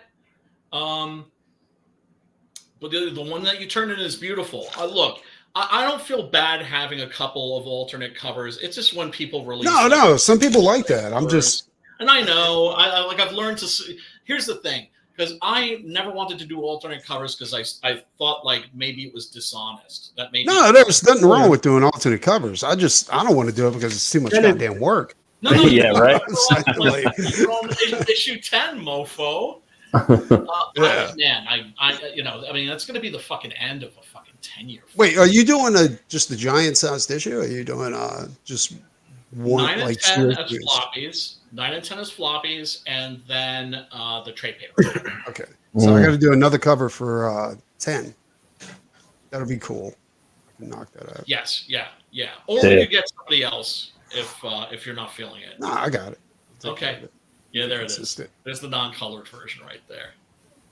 Oh, sweet. Yeah, I've seen that. Yeah, that's right. Yeah. Yeah, take it. After Those Frank old spaghetti McCarthy. western posters. Yeah. I've got a folder full of those, and they're fucking amazing. Yeah. No, I do like those posters. I like all of old. And I picked my favorite. I like them all because they were all painted. Those the guys Right. who painted those fucking covers. Oh. Dude, they looked them. It wasn't Drew Struzan, but I didn't really want them to be Drew Struzan. No, it was Frank You know what I'm McCarthy. saying? Like, That one was Frank. amazing. Right. I'm talking about Drew Struzan level as far as the talent. But, Right. Right. And then, oh god, yeah. And then of course, man, the special effects on this are just out of this world. And I find it really interesting that it's one of the things that actually hurt the movie with critics. Critics basically were like, "Oh, it's just a gross out movie. It's just a gross out." Jealous. Well, I mean, look, what can I say? These are the same idiots that said Blade Runner was a piece of shit. It's funny. We got Richard Basehart. I wouldn't be taking advice from you sort of stock market or anything. Yeah, are you surprised that Hollywood's going back to the "I'm offended. This is offending me. It should be canceled." Yeah, Did it sound familiar? Yeah. The thing is, I can't imagine that this could possibly last any longer because their industry. Keep saying that. We got rid of it. It's coming back, and we need to get rid of it yet again. Jesus. Yeah, I mean, like I said, until it's officially over, it's not over. So I never got the fact of like that's when I'll take a Conan show. That's when I'll take a Solomon Kane. People have trouble with violence, gore, tits, and ass. What the fuck? I thought they made a pretty good Solomon Kane movie. Like, I thought it was pretty badass. Yeah, it was okay. I love that movie. Yeah. I love that movie. The thing is, it's not really a proper adaptation. Yeah. It's not. I mean, it's the Solomon Kane that's from the stories, but it's like Solomon Kane never had an origin story, and they were like, well, for the first movie, because it was planned to be a series, they're like, well, start out with his origin, and it's just like, no, the whole. Well, that's because directors have to leave their mark. That's They have to leave their mark, and they have to change a little something to make it their own. It's fucking retarded, is what it is. IP. I love what he did. I love what he did, though. I love what the writer and the director of that, whose name I can't quite remember. I thought the actor was amazing. Now that we called them out on it, I still appreciate that Carpenter does that because every time he nails it, makes it better than the original, like this and fucking Christine, dude. Christine, that Christine fucking was novel was but the movie, god damn. I know. I know. The only I thing know. missing, in that movie, that was in the novel that I was like, oh, dude, that scene should have been in the goddamn movie. Yeah. It's the way the fucking guy in the shop dies. Yeah. Like Christine in the novel, she rams into the fucking house. The guy starts running up the stairs, and she fucking like squeals his fucking head with the wheel in the stairs. You're like, God, no, that should have been in. That would have looked too comedic. Do you know what I'm but saying? dude, that Like scene some of like funny crushing shit. his head with the tire. That's why I made that quick fucking sketch during a Halloween. Right. In front of the fucking garage, and she's running it over with his head under the fucking wheel. I'm like, dude, we needed to see that shit.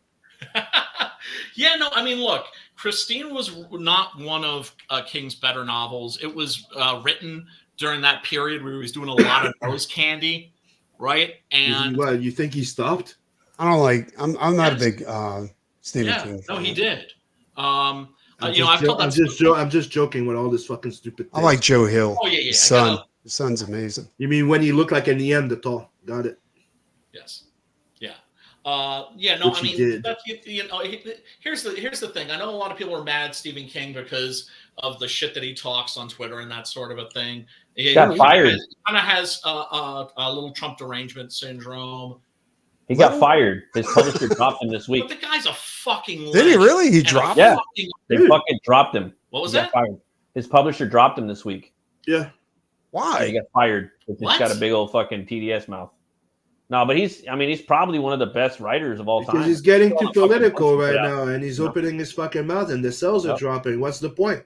Exactly. Dude, Yeah, you gotta work. that's the Yeah. thing is, dude, just leave people alone. Stop attacking your fucking fans. Like me, my problem with Stephen King, it's only the fact that his novels got really shitty.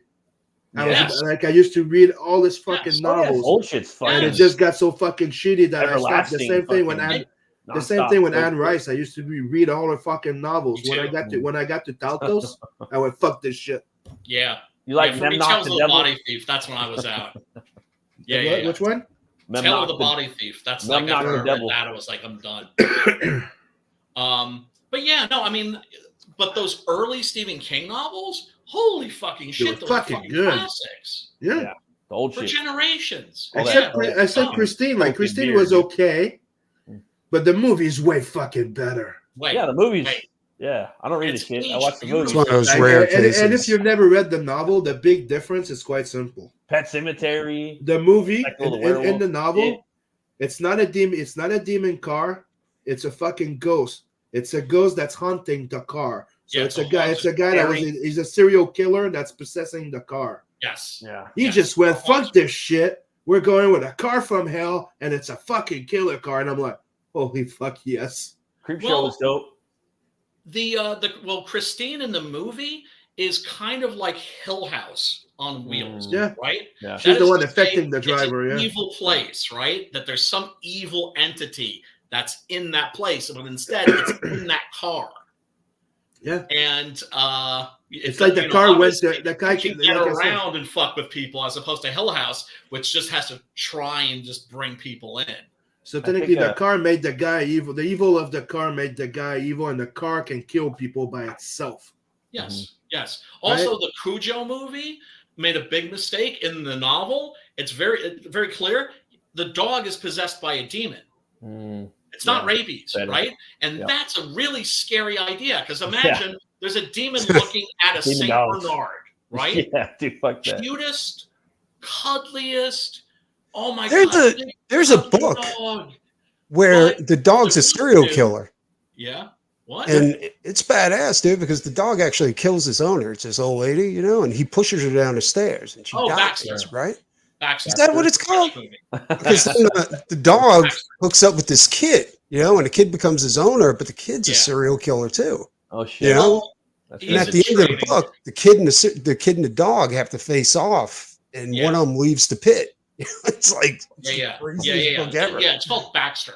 That Yeah. was a French movie that came out like around the early 90s at the absolute pinnacle of art films, right? It's that was an great, era dude. when art house movies were the shit. And, Yep. well, you know, that's... But this is the Dude, novel. I'm not sure. talking about the. I Yeah, have to give it to them. Like it's a rare thing, and then you're not gonna hear me say this often.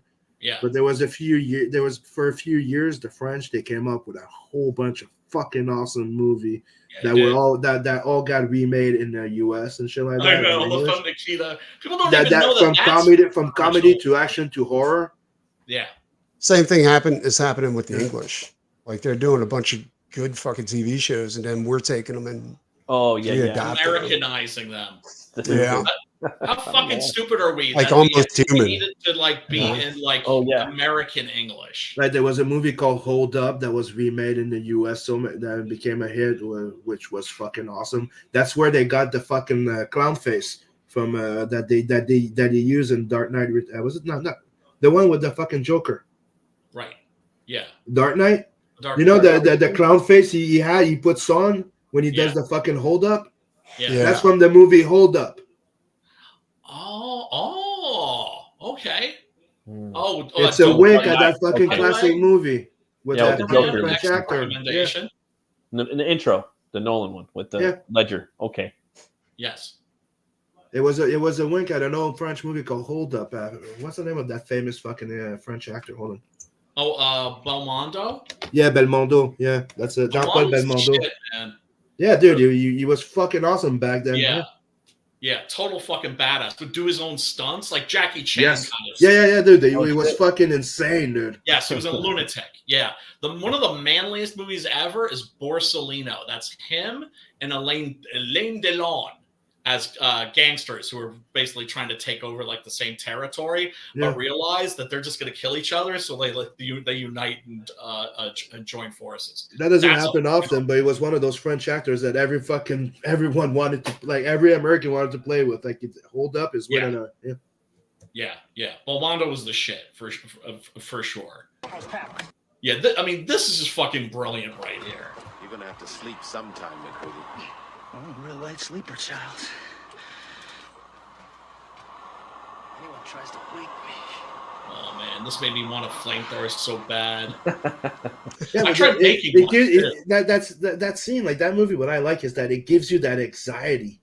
It succeeded to give it to you because they're like, edge of your seat. Fuck is it? Yes. Imagine watching this. First, we're going to talk about the ending. And I love the misleading. It's another reason a lot of people misleading people all along the fucking movie. Did you guys ever play the game? It's an art that's forgotten. Yeah, it is.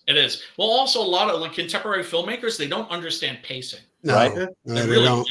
Like the way that they try to let you believe that it's here, it's Russell by leaving the fucking jacket. Then they try to make you believe that it's this. I forgot the name of that guy, but this black guy there. Right there in front because he dropped it. And then this and then that.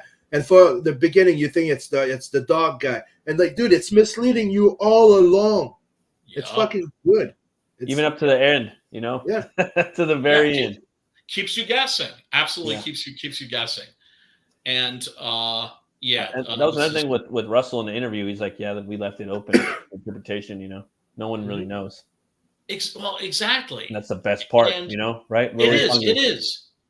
And that's the thing. It has that Lovecraftian ending, which people, definitely. It's not just about tentacles. I'm just saying Twilight Zone. It's a Twilight Zone ending, really. I say Lovecraftian because the idea of a Lovecraft movie, it never ends well. Right. Lovecraft in the Twilight. You cannot kill. You cannot. It doesn't end well. People die trying to stop it, and you don't know if there's going to be more of it's going to. So how will we survive? I just always imagine this fucking shit in the middle of a city. Like, what if it broke out? Like, I would love to see that in a movie with I'd love to see a movie. I know it's sacrilegious and we shouldn't talk about these things. No, but we should. I would love to see it. I would love to see the thing go break out in a fucking in a city like in LA or New York, you know. And you got a badass warrior that'd be fucking insane. And then there's an apocalypse after that, and then you got tribes and they're trying to survive the thing. Things. For me, it's one of the things I think it's funny. Right. It's like a lot of those movies when they don't end well, the guy gets the chick, everything is okie-dory. There's always an ambiguous ending. The hero doesn't really get what he wants or something like that. It always ends up being fucking destroyed. That's what happened with Blade Runner, this movie. Yes. At the end of Blade Runner, you're like, what the fuck? Well, when ambiguous endings make people mad. Yeah. When we were shopping around Rockabilly Road Trip, We had a script, you know, and we never knew that you had to follow a formula to be able to get into Hollywood, right? Yeah. We didn't follow the formula. We just took our idea and went with it because it was good. We liked it. Right. We got no bites. And somebody told us that if you don't follow the formula, they will not fucking give you a break at all. And you have to follow format too, which is really fucking stupid. And you know, the weirdest fucking thing, like I can't watch any modern movies or TV shows because now that I know the formula, I see it in everything. You know what I'm saying? Yeah, like, within the first 15 minutes, the first 45 minutes. Exactly. I mean, you can call it like as it's, you know. Well, I mean, look, I saw 2 good movies this week, actually. I saw Alex Garland's new joint, Civil War. That's excellent. And I also saw Dave Patel's Monkey Man, which is also good. Excellent. Yeah. Yeah, it's basically Monkey Man is basically Dev Patel trying to become like the next Keanu. It's like pretty obvious, but he pulls it off. And I'm cool with that. Like, yeah, and it's a cross between a Thai martial arts movie like Ong Bak. It's got a lot of Ong Bak in it, right? I love me some Ong Bak. Protector more. Yeah. Tony Jaa is the shit, right? Like me some Protector more though. Oh, the Protector is the shit. That's my. That was favorite. Good. That backflipping off playing like an elephant, fighting Nathan Jones and shit. That was dope, dude. If you like that and you haven't seen it yet, see the director Pracha Pinku, I think is his name. I know I'm mangling it. He did a movie called Chocolate with which is amazing. It's like one of the best stealth superhero movies ever. Oh, really? Yeah, it's about an autistic girl who basically has the same power as the Taskmaster, which is to say she can watch somebody doing something and then she can copy it, right? Yeah. So she's watching a Bruce Lee movie and then she gets into a fight. She's fighting like Bruce Lee. She watches a Jackie Chan movie. During that fight scene, she's fighting like Jackie Chan. And so it's a bit of a Mary Sue approach, like type of thing, but it's well made. One of the best superhero movies I've seen was the one with Woody Harrelson, where he's artistic. He was like, Defendor, what was it like? Defendor, yeah. I really didn't it was crazy, dude. I was like, dude. Great in it, though. He pull off anything. Remember Super with Rainn Wilson? Yeah. That was good too. Yeah. One of the surprise that I had the other day was Beacon came up to me and goes, "Hey, dude, you need to watch this movie. Like, it's not like ooh-ha, but it's a surprising fun movie. The Samaritan. If you haven't seen it, check it out. Movie's okay. I think I've seen that. Yeah, that's what Stallone. Sylvester Stallone. Yeah. Okay. For you know. Like, to be quite honest, the idea and the premise, it's pretty fucking good. Like, it surprises you in a few shots. I mean, it's it kind of follows like every other movie out there, but it's just weird to see Sylvester Stallone in that role. I mean, they pushed the PG-13 in there. I think it was PG-13 , right? Yeah, I think so. Yeah. I was like, damn, if this was rated R, it'd be so much better. I love the shot when he gets hit by the car. Yeah. It was kind of, it's an aging superhero. I'm not going to spoil it for people. Well, he's not the hero; he's the villain. Shut the fuck up! It's the big fucking spoiler of the story, and Brian hasn't seen it. I missed that completely. Here we gotta check this out, man, because this is such a fucking great money shot. Iconic spot. Richard Dysart, man. He's like, Clear. Oh, the teeth, man. Just nom. You know, it reminds me of the Is in the Max. Oh yeah. Oh yeah. Well, I mean, this movie has had such a profound influence on our culture. I mean, you see it a lot. It finally got the love that it always deserved. The guy also made one of my favorite fucking vampire movies. You know, I love that one too. A lot of people hate on vampires, but I actually really like it. I fucking love it. Yeah. I like it. I just think there's too many. There needs to be some werewolf, mummies, Creature from the Black Lagoon. Yeah. Oh, Creature from the Black Lagoon comic just came out this week. Oh, no shit. Oh, sweet. Yeah. So they're doing Universal Monster Comics, and the first one is the creature from the Black Lagoon, and I think it's called the creature, like the creature lives again, or something. I forget what the title is. I have the Arthur Adam ones. Oh my god! Oh my god! Those are amazing. Amazing. Yeah. Amazing. Well, anything that Arthur Adams does is. I'm sure. Especially when he does. I'm a huge monsters. fucking fan. Yeah. Brian has to like the Monkey Man and O'Brien. Me too. I have the original floppy on the tray, and I fucking love it. I'm surprised that it's not even out yet. Like, dude, bring it back. Do something. That was like, a huge flop. I even bought. Because people didn't know about it. It was in the back of fucking Sin Monkey City. Man and O'Brien. A lot of people didn't know about it. Paul Giamatti. That was fun. Paul Giamatti again. There's a lot of Paul Giamattis in here. Zero CGI, motherfuckers. Zero CGI. I don't know. That did look like Paul Giamatti. A couple of them did. When they start turning their faces around. That's fucking great. Remember that illustration? illustration? Pops like a zit. Like, I know, it's so creepy. Remember that illustration of the guy working the machine? Yeah, that Mike Plug did? Oh. That's awesome. Because only a piece of it needs to get away. It's a colony thing. Yeah. And I it's like the alive. fact that little fucking piece also is what makes him think of how to identify it. Yes. Sound effects, like the whipping. Yeah. Crazy sound effects in this movie. Oh yeah, amazing. The tongue, that whip. Yeah, here, check this out. Let me let me pump up the volume for this.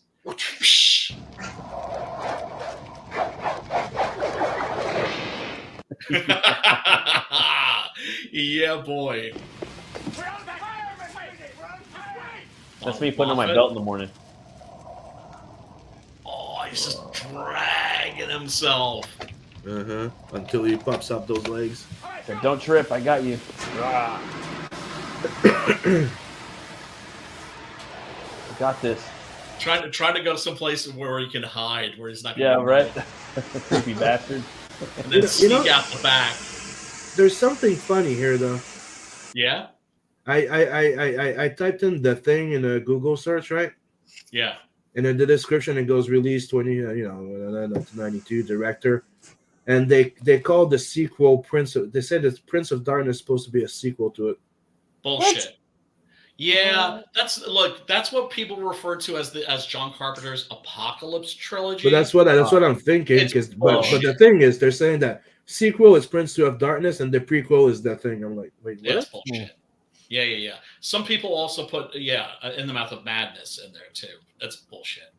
I mean, fans could, if people want to classify things that way, that's cool. But it's not like Carpenter was like thinking about it, like I'm going to do a trilogy. Same thing with Lucio Fulci. People also with his God, what do they call it again? Like his Gates of Hell trilogy, which is like the Beyond, Zombie, and City of the Living Dead. That's also bullshit. But if I remember, Carpenter had an idea of doing his Lovecraftian trilogy. That's what he wanted to do. Yeah. Not that they're lame, but he knew that he was doing his 3 Lovecraftian type movies. And it sucks, of course, that we got the best Lovecraft movie ever made, Color Out of Space by Richard Stanley, and next he was going to do the Dunwich Horror, and he was going to do another one after that, but he was going to leave that as a secret, and then he got canceled. So we're not getting those movies. Why did he get canceled? I don't know. I think his ex-girlfriend was saying shit about him, that he like smacked her around, which I find pretty hard to believe, given what movie are you talking about here? But who knows? Not everybody's a fan of Lovecraft. There's still no due process. I think he wasn't following the formula, and he was still becoming like famous off of it. Yeah, and they got mad. Yep. Yeah. And the thing is, it's just like he is this incredible filmmaker who's just been thwarted. You know, he got thwarted with the Island of Dr. Moreau. He got thwarted now from making 2 more Lovecraft movies.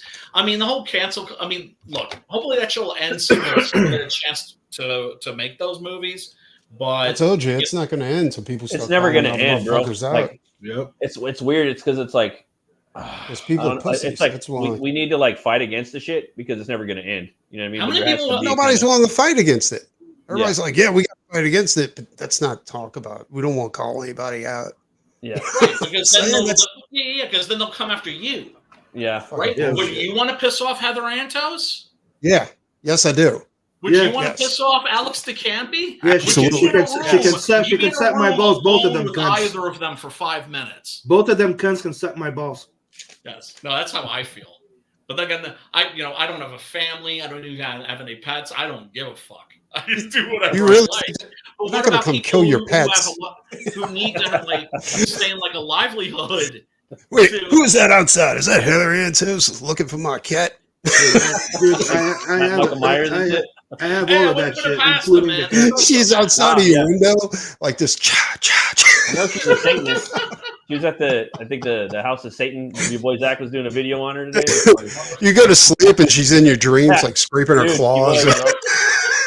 She's at the Church of Satan. Didn't you say, Preston? Didn't you? I mean, if you want me to not mention this, just do one of these. But I don't know what you're talking offered work from one of those two. No, that was somebody put my name into the pool because they were looking for a painter, and it was who was it? It was One like, of them. well, we know Preston. I was like, dude, do you even know who you're volunteering for this? I think it was, yeah. And who did that? I can't remember, but I know there was a couple of people after I mentioned it. They were like, "Oh, dude, I got my popcorn. I'm going to sit back and watch the fire." Yeah, I mean, you guys know about the DeCampi clause, right? What? The DeCampi clause? It's a clause that comic book professionals have their lawyers write into a contract. Like, you know how you get a contract, and then you show it to your lawyer, and your lawyer can make changes and then give it back to them. And if they agree to it, then you go ahead with the deal. There's a clause called the DeCampi clause, which is to say, I will never be in a room with Alex DeCampi alone. I will never be on a panel with her. If she's at the same convention, I will not stay at the same hotel, so on and so forth. Thank God. I thought the DeCampi clause was she was going to visit your house once a year and give you treats or something. More like burn your fucking house down. In a red suit. They can go after us, call anybody whatever they want, but they are the stalkers and the fucking problem. Yes. They're sociopaths and a menace. Like I said, it's not going to change until people get balls. She started our show, goes, "Hey girls, we got it hard. We have it the hardest." And everybody's like, the girls are like, yeah. They go, "Shut the fuck up. We have everything we ever fucking wanted, everything we ever fucking asked, and we're still fucking complaining. I think we're the fucking problem." It'll never be enough for them. It'll never be enough for them. Matt, I know you got to get going very soon. No, actually, my guest didn't. I think he canceled or something. So he never. Oh, fuck. Who was it? Who were you? I was gonna have on some dude with the board game, but I guess it didn't work out or something. So okay, it's all good. I'll be kicking it with you guys. It's like, who's this mad person? Yeah, right. Here, check out. You gotta have the sound for this. Check this out. You gotta be fucking kidding. Oh, dude, I fucking love that scene. It's fucking classic, man. It's fucking classic. You gotta be fucking kidding. It's like, how did they fit humor into this, right? But it fits perfect. See ya! Hey, bro, that's my head. I know. Somebody want a head? That's what you get for eating my friends, motherfucker. When I grow up, I want to be that head. While it's on fire? Yeah, they should have like a catch line in there. A t-shirt. Don't you like want have to goals in life? You know, you want to like do something when you grow up, and then at the very end of life, like you said, a great ball of fire. Great balls of fire. Great balls of fire. Oh man. So you guys have played the video game? I think Brian said you Yes. said yeah, you played it. Okay, and Yeah, that yeah, takes place entirely in Antarctica, or Yes, you arrive and you find the frozen body of Childs and no sign of McCready. oh, it's a sequel. Yes. So it's and the so sequel. yeah. And so you don't know it. Like it seems like, oh shit, McCready was the thing. Okay. Although at the end he shows up and flies. He shows up in a helicopter. You get up in the helicopter and you get the fucking minigun and you start blasting at the thing like it's like fucking flying over the face. Oh, McCready shows up in a helicopter to help you. Yes. Like at the end, Does it have his likeness and everything? yeah. Or? Yeah. It does. I'm sorry. It has his likeness and everything in his voice, or no? Not his. Oh God, I don't think that has Kurt Russell doing the voice. Yeah, That's no, because I don't think Kurt Russell does voice acting like this. Yeah, I don't think he does either. He refuses all the time because he's a movie actor. Yeah, right. I mean, whatever. each his own. Because it's the reason they ask it because they try to get him to do Metal Snake, Snake, and Metal Gear. I remember that in the interview. Yeah. And he said, "No, I do movies. I don't do." Well, I also heard that whenever Kurt Russell turns, he always talks about himself in the third person. He goes, "No, Kurt Russell does not do What? voiceovers." Yeah, well, I mean, look, to each their own. It's like, Clint Eastwood doesn't want his likeness used for comic books. Although now that those action figures are coming out, Yeah. hoping that we'll He get might be- that dope ass fucking Batman versus Dirty Harry comic that Chuck Dixon always wanted to do. Yeah. Oh, that'd be sick. Well, you can always do a parody with Clint Eastwood's likeness. You can't stop you from doing that. Oh, there's a Jonah Hex cover, and I forget who did it, but it's fantastic because there's like the mangled side of Hex's face, and there's the minty fresh side, the unburned side, and the unburned side is Clint Eastwood. What did you think of that movie? I kind of liked it. I thought it was okay. Jonah Hex? Yeah. It wasn't a proper Jonah Hex movie. No, it wasn't. I like the animated short movie better. Oh, that's not even close. Yeah, and Joe Really? Lansdale. And Fucking better than yeah. that like 15-minute episode, no, 30 minutes. I think Awesome. it's Awesome. better than the entire fucking movie. I think the movie, I don't know, man. It had some cool little things in there, like little gags and stuff. And Josh Brolin's an awesome actor, but I was just like, Josh damn, dude. Brolin made it good. It's like, dude, this movie's an hour and 10 minutes long. I was like, it needs to be longer. Like, I know they packed a lot of.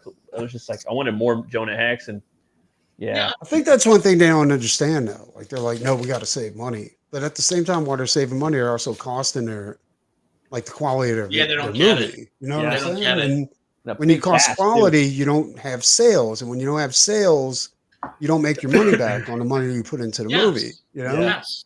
Make a And good then Mastodon product. did the music for it. The metal band, they're in there too. Yes. I You have had that. John Malkovich. You had Fassbender. they had all the Negan. So many actors were in there. All the elements were there for like a great Yeah. movie. It's just that they got cheap. Michael Shannon. You know? And That's what happens when you make movies by committee. Well, they changed the character in two ways. The One of which supernatural thing I was actually pretty strong. liked, Yeah. and one which I didn't.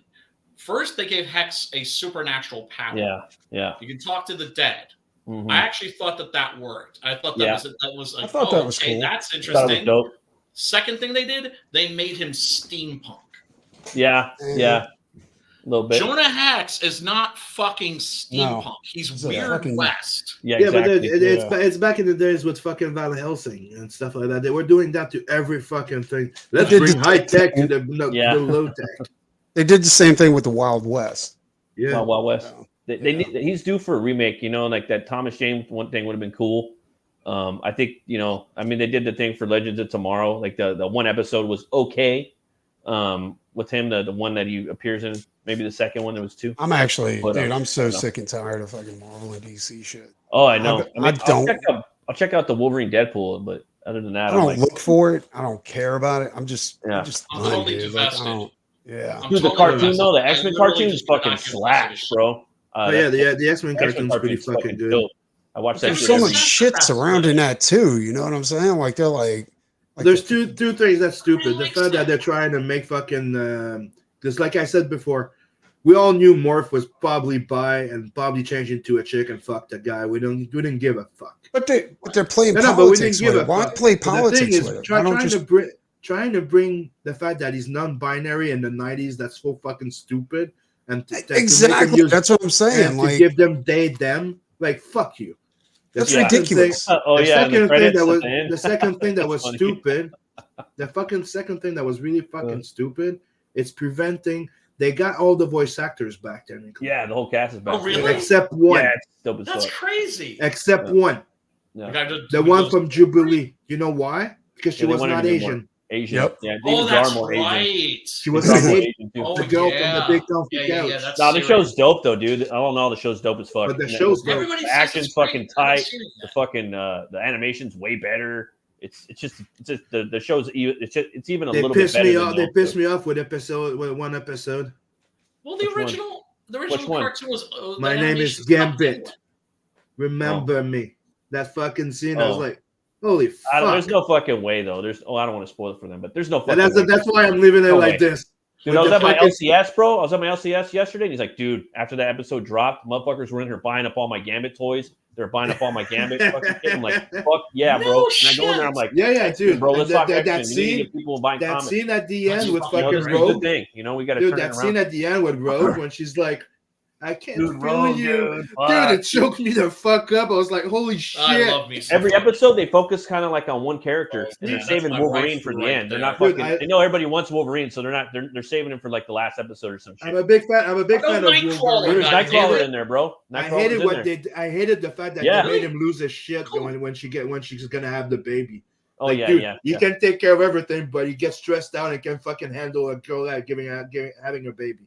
That And you was can tell stupid. for That's a adults, soap dude. opera For- ass. for adults, not Gambit's for one of kids. my favorite fucking characters as You know it's well. on Disney. And like I said before, you know, I may speak French, but I'm French Canadian. I'm Quebecer, so I'm not that type of French from French. We But understand. that Louisiana French guy, that's Yes. my type of French. Related. That's my type of French. Yes. Yeah. Yes. Because That's I the mean, type when of you French guy explained I that to am. me- And Gambit's the shit. Yeah, and they Yeah, I show mean, when they you show like explained that what to they me, can I do with found their that shit powers, really dude. fascinating. I'm sorry. What were you saying, Matt? I was just saying, like they really show what they could do with their powers on this. Like they really, you know, in each episode. The only thing kinda I like thought the was first one stupid is Gambit Cyclops. charging the claws. I Like, thought I'm that sorry. was dope as fuck. Dude, I love that. it's That's a it's cool visually idea. it's visually fun, but if Dope. you think about it 5 seconds, it makes no fucking sense. He will How? blow up from the Well, inside. wait. Now hold on. What's that I meant to? I was thinking that In the too, comics- actually. He's not able to charge anything living off the living. So in the he's comic, not didn't able to Wolverine drag have- his skeleton? He would blow up from the inside. It makes no fucking sense. But Well, wait a minute, it's wait. funny. In the comic, didn't Wolverine have heated claws where they glowed white? That's a They different did some. one, I they think, did something later down on. the line eventually where Yeah. you fucking. That's arguable, Sim. I'm sure we could argue that. Scary probably film. till we're blue in the teeth. But it was dope, dude. Come on, that shit was tight. Come on, you know it was dope. You could say, oh, maybe he heated it up from inside the metal and not the bone. Maybe he just charged just the tip. Maybe just a little the tip. You know what I mean? Just the the outer. tip. just You don't the want to outer heat layer the of the metal, bone. bro. You just want to do the Yeah, tip. but dude, Just a the little. thing is, it would explode when it hits. It always explodes when it hits. That's Once the you thing. charge It the would tip, explode when it it hits. explodes. I don't have the problem with fucking like when they did Cyclops heating up his fucking claws. Yeah, but you're not seeing the science. science, Sam. This is biology, bitch. You heat the tip, it explodes. That's all there is Yeah, to but it. you You know, gotta every take time- it from the every- shaft, the bone, and you got Every time you say just the tip, the entire shaft goes in. Yeah, right? Yup. I mean, don't you find It's never just a fucking tip. But don't you find it funny? Don't you find it like But amusing? dude, that, it like, looked what Matt fucking was stunning. doing? It looked I've done fucking that cool. a million times, Yeah. which is you're loving something, and then something stupid happens, so you start making excuses. Yeah. Yeah, Well, I'm it not goes doing with the that. right factor. It's just like Involved in I writing. bullshit totally Right? get that.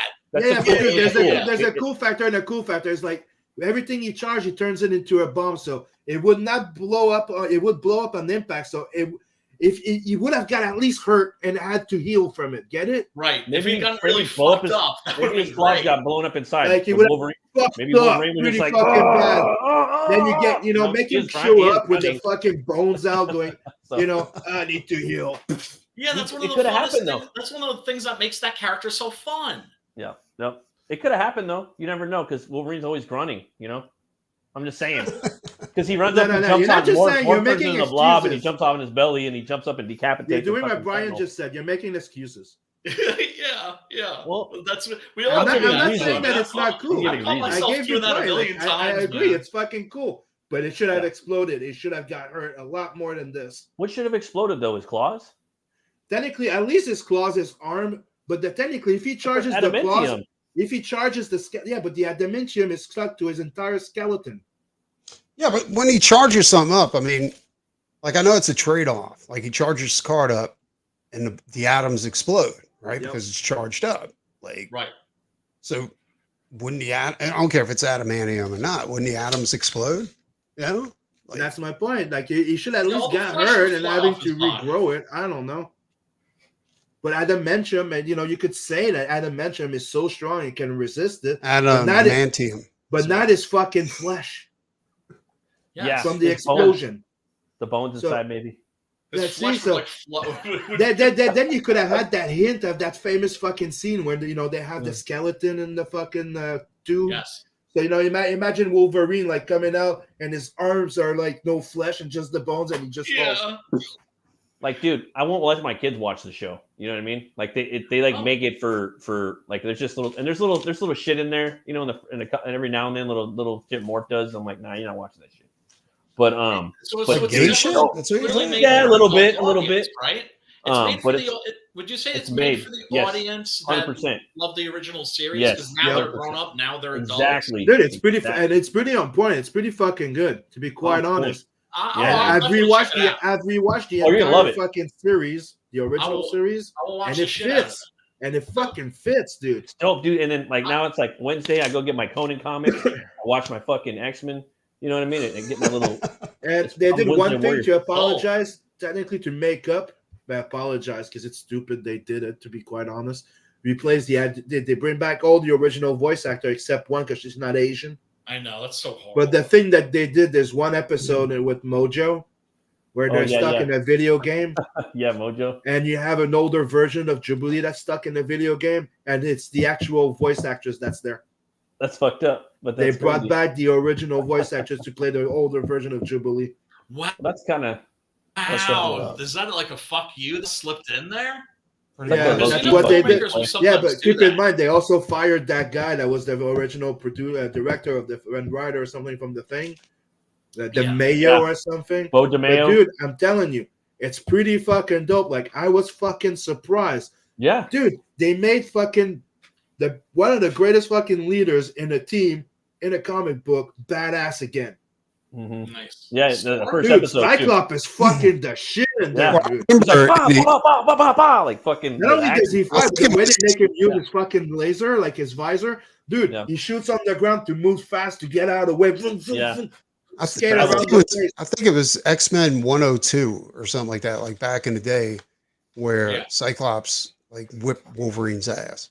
Dude, Cyclops You know, was yeah, just we ran were- him through his we were paces. for a reason. Cyclops was fucking good Yeah. in the when Yeah. he was in X Factor, and then when he Oh, went he back was to the great in X-Men. X He's an Factor. underrated Yeah. character. It seems like everybody hates him, but He's I'm the like, greatest fucking. He's one of the He best needs to be fucking there. leaders I never seen. Yeah. I never Yeah. like. I didn't know why. Why You know- was that? Like people hated. because he's I the don't know. leader. He's the He's the leader. He's the authority. he's their leader. He's the It's boss, his dude. responsibility. No, I'm talking about the to keep them fans. alive. Yeah, but that's Oh, what I'm he's saying. willing probably That's to the same sacrifice because a he's the friendship. leader. Yeah. Nobody To keep likes them the alive. boss.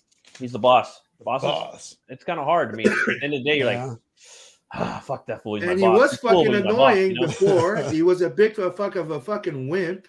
But then, like Mhm. I said, when he went into X Factor, like one of my favorite stories from back then was Yeah. Ascani's son, Mhm. which is the entire thing that led to the kid that was born from Magdalene and fucking Cyclops, and then he got infected with the virus, and he goes into the future. Oh, with yeah, John yeah, I Cable. remember that. That was awesome. Oh, yeah, Yeah, it was the sick, dude. Ascani's son, you guys dude, are it gonna was love the show, man. insane. Didn't You guys are didn't gonna they love have it. the Like- Starjammers?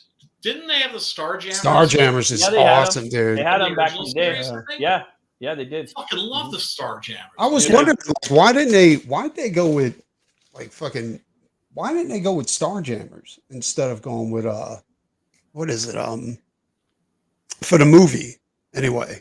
You mean what? For like It's- Instead of Guardians of the Galaxy? Guardians. Oh. The guy that made the last X-Men movie, the Dark Phoenix Not the movie, X-Men. What it was the his same guy who wrote X-Men 3. So he fucked up. This has got to be historical. He fucked up the same story twice. Yo. And a lot I of didn't these even watch. movies, I didn't even like, watch the I Dark don't know Phoenix how. one. I don't know. Right, but the thing is you have to Guardians bring of the in Galaxy. the Why didn't- Shi'ar, Mhm. and of course the Shi'ar Guard, right? So you're talking about something that's a much bigger scope. Well, that's what I'm saying. Like, why didn't they go with like Starjammers instead of Guardians of the Galaxy? Because Maybe you had they'll do that so with- much more. Because to work Sony, with, because you Sony know? still own X-Men. Yeah, Not that's Sony, right. Fox. Yes. Sorry. Fox. Yeah. Guardians of the Galaxy. I mean, like Starjammers wasn't X-Men. Like that's not part of the team of X-Men. It originates from X-Men. It's part of the X-Men. So they own everything that was Yes. The associated character with within X-Men. X-Men. Yeah, Oh, those are yeah. X-Men characters. Oh, yeah. yeah. There's So like like Green Goblin or like like something 500. like what's his face? Like that. Fucking Wilson Oh, Fisk, the Kingpin. He can only like he's originally a Spider-Man villain, right? Yeah. So Sony owns him too. You gotta lease him. Jesus Christ, dude! Yeah. Who Like was Hulk, the dude, idiot Hulk- that made that deal? Dude, Hulk is still owned by Universal. He's a Universal monster, like fucking Hellboy. So he What? can only appear. Yeah, he can only appear like in teen movies, teen TV shows. He can't have his own He movie. He can't have his own fucking movie. That's why that first one with Norton, the best one, it's a. Yeah, I agree. It's I not love the that first. one, It's dude. not. It's not the first one. The first one is with Hang Lee. Yeah, you're right. But Yeah. Norton looked just like Bill Bixby, like just like Bill And Bixby. I'm sorry. Original It's one of TV those. It's one series. of those like for my with the two Hulk movies Yeah, that we had. I had Yeah. the same type of feeling that I do with Judge Dredd and Dredd. yeah.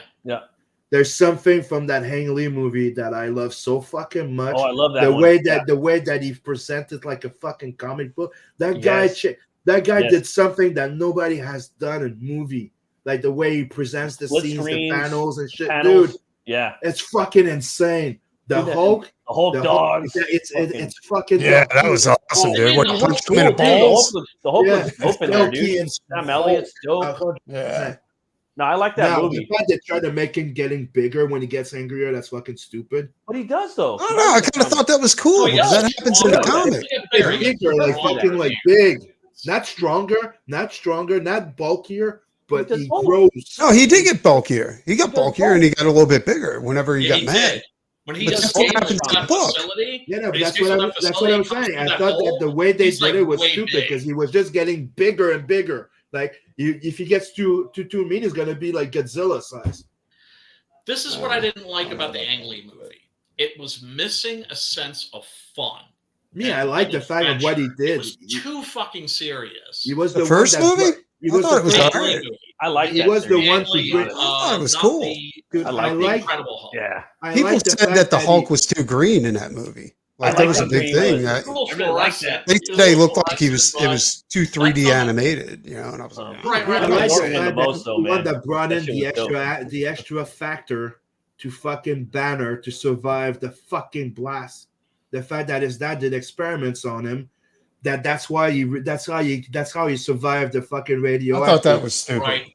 That Well, they made yeah, his dad dude, the absorbing Going man. back to the Peter Yeah. David. Yeah, I one. didn't like that either. That pissed me off. Yeah, I thought it was fucking clever as fuck because, dude, back then when that Yeah. character came out, we didn't know that much about that fucking shit, and it Perfect makes real. no sense because that's one of the things they tried to do later. They tried to turn him into a mutant, and that's fucking stupid.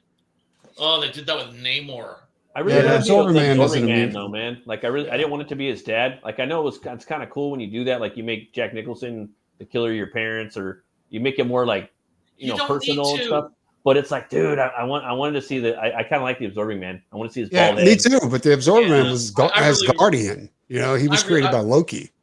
Yeah. I really didn't like the Ang Lee movie. I really didn't. At the like time, it. I liked it a It lot. has I its still do defenders, like though. it. I still like I like it, but it. I I thought like it the was Norton cool. one more. It has its defenders. There are a lot of people who really like that movie. No, I enjoyed it. I do It like just it. didn't I like work the for Hulk me. dogs. I like the fight. The dogs I like thing the was military. Right, the Edward Norton Incredible movie was Hulk, I better. really The enjoyed. best. What's that?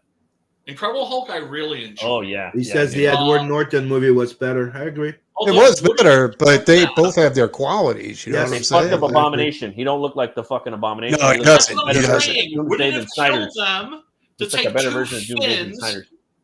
Dude.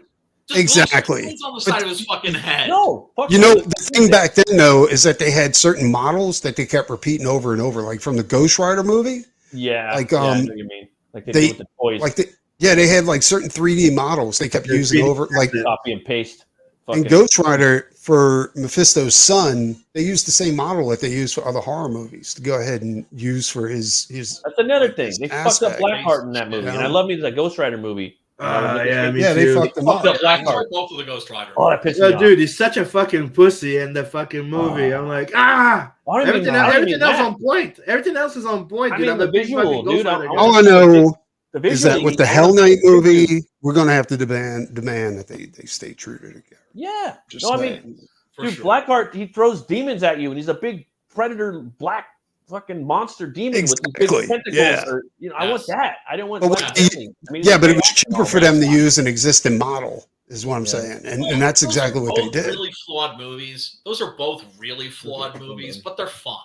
Oh yeah, Like- no, I love them. Yeah. I love them. They're better than the fucking Marvel shit that's out now. Oh, Way fuck, better. tell me Anything's about better it. than Way Marvel fucking shit. better. Oh, did you guys Anything's see those better old than Marvel that. movies from like back in the aughts? Yeah, they're way fucking better than the shit that's out now. You tell me that Well, shit better. It's like I think They're gonna one go of the back and problems- fix those and make those They wasn't Hulk. being creative enough with the Edward Norton movie. You know what I'm saying? Like, why can't the Hulk just turn into a chick? I don't. Like, I mean, it's possible, right? I mean, yeah, right. Why The can't he thing go that always Disney? bums me out, is we have never seen the Hulk that I love, which is like the Herb Trimpe era Hulk, who was really sad, was a really sad and tragic character. You never trying to sell in any of tickets here, those Brian? movies- you never in any of those movies. Think about this. In any of those movies, you never see sad Hulk, and there is nothing in this world sadder than a sad Hulk. I don't know. That first movie kind of had the sad. Yeah, Hulk. it's kind of You sad. know what I'm It was saying? Age of Like, it Ultron, was- he was kind of But sad. you didn't see him sad. bumming out. You didn't see Hulk's him sad. like, oh, Yeah. right? Because he just wants to be left alone. Well, when that Hulk dog bit him on the balls like that, he looked pretty sad about that point. You know what I'm saying? When he let out that yelp. you would never see a scene. You would never see a scene like what happened in like I forget which issue the Hulk was. It's the one where he goes up against the Wendigo, and there's this girl, this young woman who's like her brother is like one of a group of lost campers, and they've all been devoured by the fucking Wendigo. Implications are horrific, but you never see anything. Kirby created the Hulk to be a version of Frankenstein. Yeah. That's And what it Dr. was. Jekyll and Mr. Hyde. Yep. Pretty much, but it was mainly Frankenstein as far as the monster aspect, right? The third, as yes, far as the like Boris Karloff monster. being for sure. That's why he has that misunderstood. flat top. exactly Or- being misunderstood and Yes. and actually being childlike. Yes. And yes. Yes. nobody has ever stayed true, and they kind of Immortal. touched on it in the Lou Ferrigno, Bill Bixby type of TV show, but Yeah.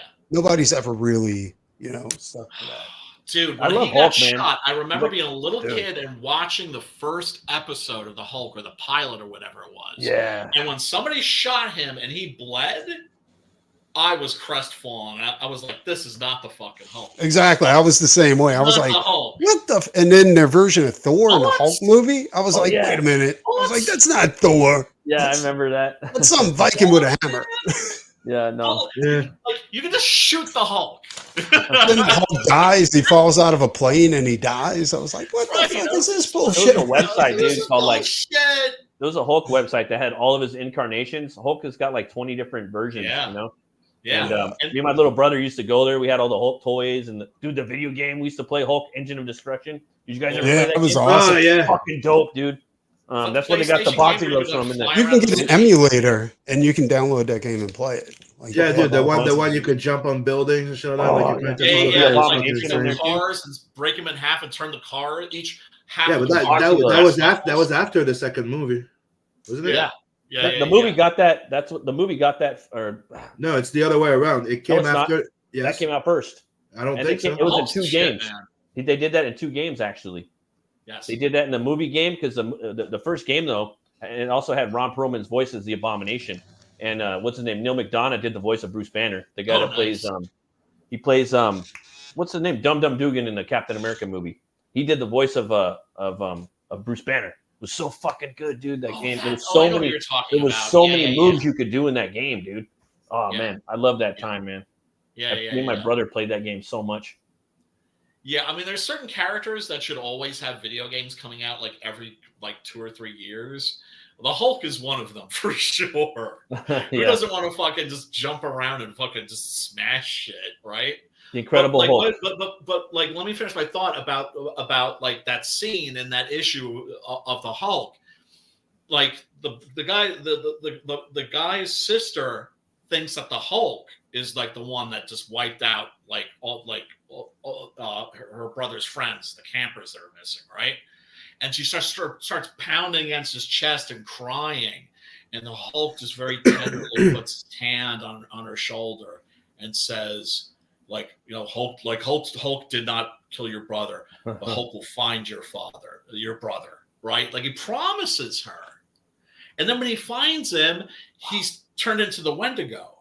Mm-hmm. It's like when he finds him, it's too late to see. Yeah, I remember that. And the Hulk is all bummed out at the end of that. You never see sad Hulk. One of my favorite episodes in Hulk from the TV show was when the old man took Bruce Banner's blood and he became a Hulk.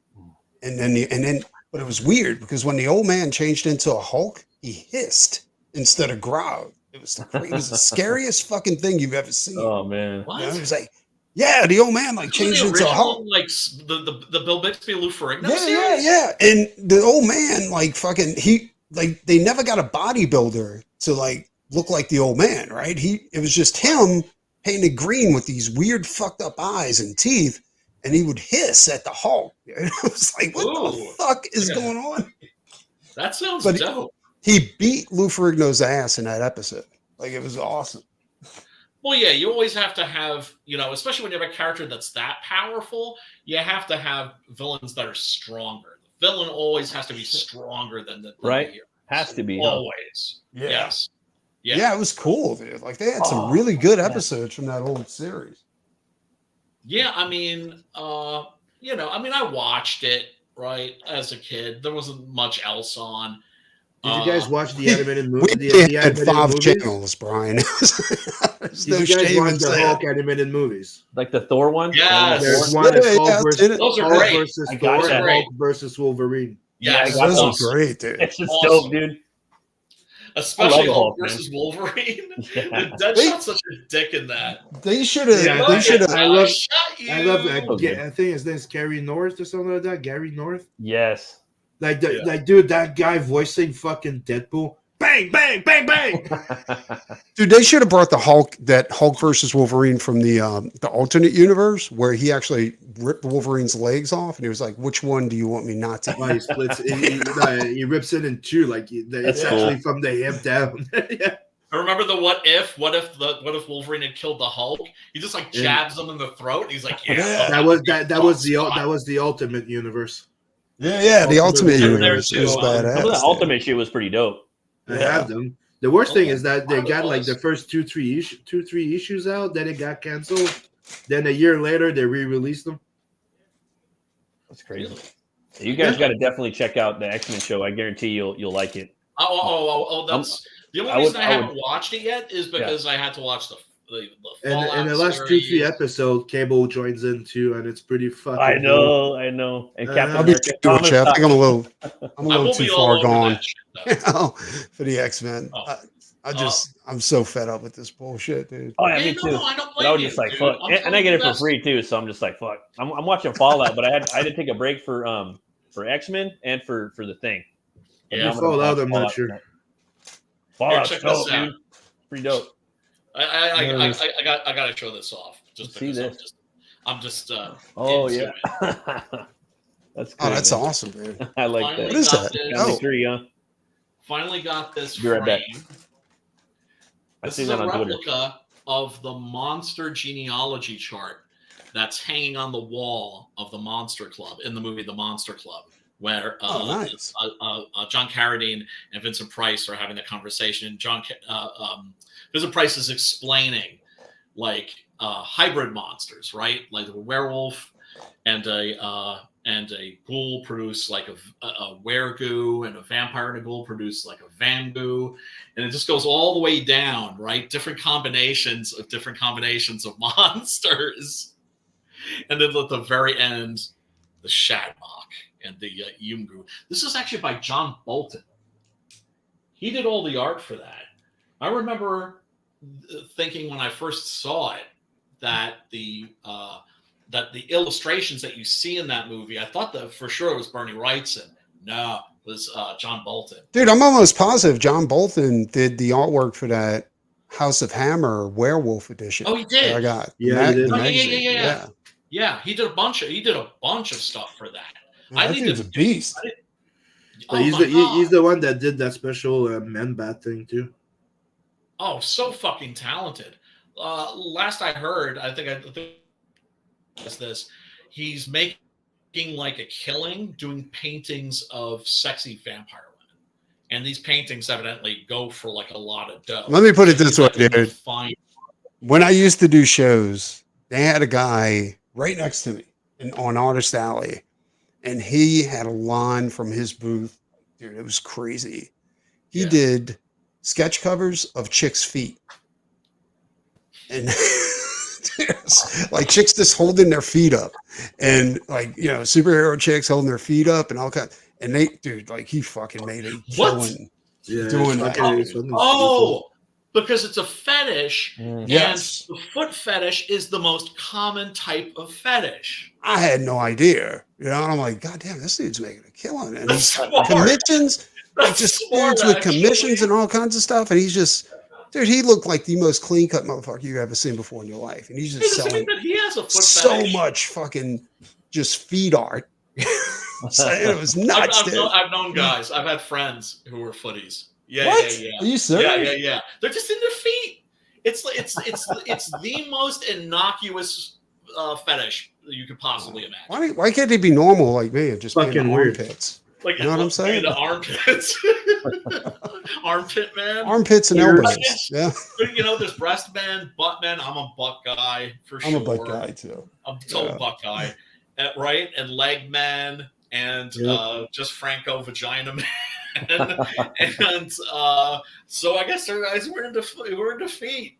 I mean, whatever, you know. I just thought it was weird. I thought it was crazy. And these guys had It's no bizarre, problem yeah, just I don't walking get up to this dude and just fucking buying all his shit. Dude, it was crazy. Oh, that's too funny. And I was like, whoa. That's hilarious. Oh my god. I'll be honest. I actually thought for a second about getting into feet, like going and just drawing feet stuff. Right? The feed industry? And then my buddy, another friend of mine, like he told me, like Johnny used to make over $100,000 a year, like just doing fan art, right? Oh shit. Yeah. But it was always porno fan art. Like Oh, somebody yeah, requests like Wonder Woman banging Supergirl or something like that. Right. And dude, he was a master at doing that. And he said like he had to study like dicks and like fucking porn, all kinds of stuff like that. Right.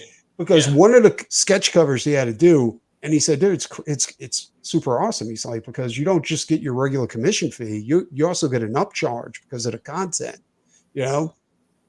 So he did a Justice League cover, like front and back, where it was super Power Girl fighting a universe full of space balls, right? Just ball sacks coming at her, like space penis and balls, right? And they're coming at her, and she's just beating her ass. It was. That sounds like something out of wow. That sounds like something out of Penthouse Comics. It was nuts, dude. Yep. I seen them. For a while, Penthouse tried to go like kind of normal. My They kid had right like there, this, like trying to hide it from them. They like got the taped up too. Do you remember that? Like the cable network, like Penthouse, the cable network tried to do like a Jackass type of TV show, except it was sex oriented. Oh, really? They would go out on the street and do like this crazy shit. Oh, you should see European so fucking TV shows. funny, dude. You should see European TV shows. There's one in England now that's very popular. Like here in the States, although I think people have to like get it like on the down low, where it's like a dating show, but everything goes like in the opposite way, where you start out seeing each other naked, and then you pick the person that you like that looks best. Because like the people are hiding behind these shutters, and so they lift up to show like, you know, the legs, then the genitals, you know, then the chest, and then the face. I was about to say, dude, you know that show was designed by a dude. If we're gonna do everything in reverse, you actually sleep with him first. Oh, for sure, man. There wasn't a chick I watched an episode and I actually thought it was kind of cute. I actually thought it was kind of funny.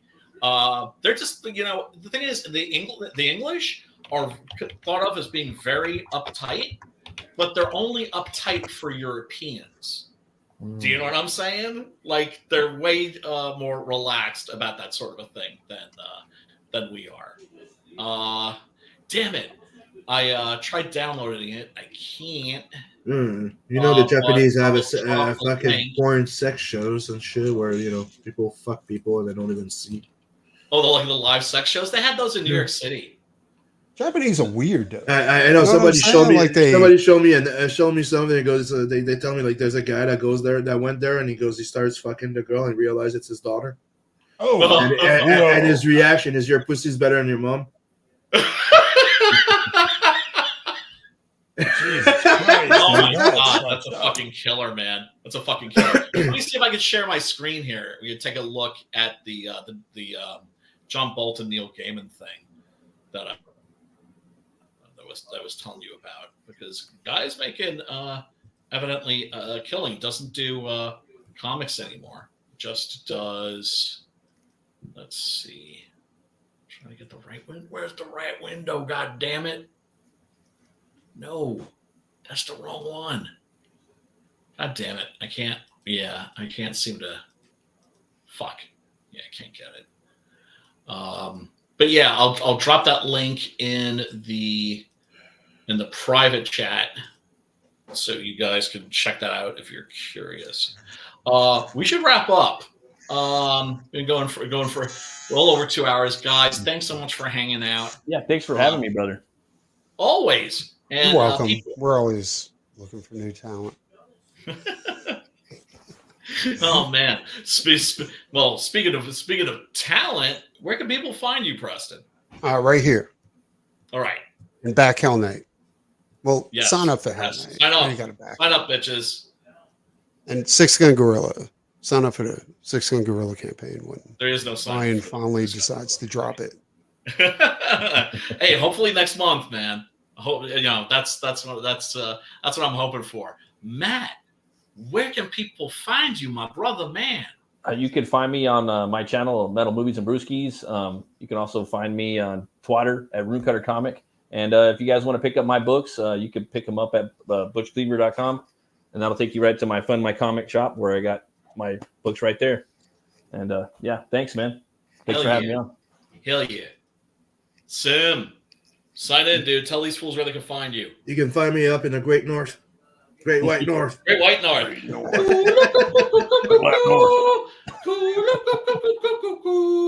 And my book's about to get fulfilled very soon. So if you guys want to join in, go now, because I'm about to close the goddamn campaign. Yeah. Goddamn campaign. Yeah. And I've seen like the Nat the Merc book, and I can promise you folks, it is eye popping. It is. Yeah. Sim has stepped his game up big time. Hopefully people will like it. Yeah, I have a feeling people will. You can find me, of course, on the YouTubes here at Brian Christgau. You can find me on the Twitters at Brian Christgau. You can find me on the Facebooks even at Brian Christgau. I'm going to start dropping those tips for comic book writers. Nice. Soon. So keep an eye out for those. I'm going to start fucking with shorts. And I figure, if I can do something useful, that's always a good thing. Anyway, people, thank you so much for tuning in. Spank that subscribe button. Hit the thumbs up. Ring ding ding dong bell for notifications. To be doing your man a solid. And until then, until next week. Oh yeah, what's going to be next? Oh, next week's movie The is Western. going to be. It's going to it's going to be a spaghetti Western jamboree next week. Mm. We're going to do Compañeros because we just watched a really fucked up, depressing Western. You need a fun one. I want to watch it tonight. I'm going to go watch it right now. Actually, I'm going to put the kids to bed and I'm going to watch this shit. All right. Compañeros? Is that what you said? Compañeros? Compañeros. All right. Sounds good. Vamos a matar. Vamos. What happened to Pops tonight? Pops didn't. Why didn't he make it? Like, what? What happened to Pops tonight? Oh, he's like, I think, like, I don't know where he's at. I know he's out of town. Okay. Yeah, man. Anyway, people, we will see you next week. Peace, love, and metal.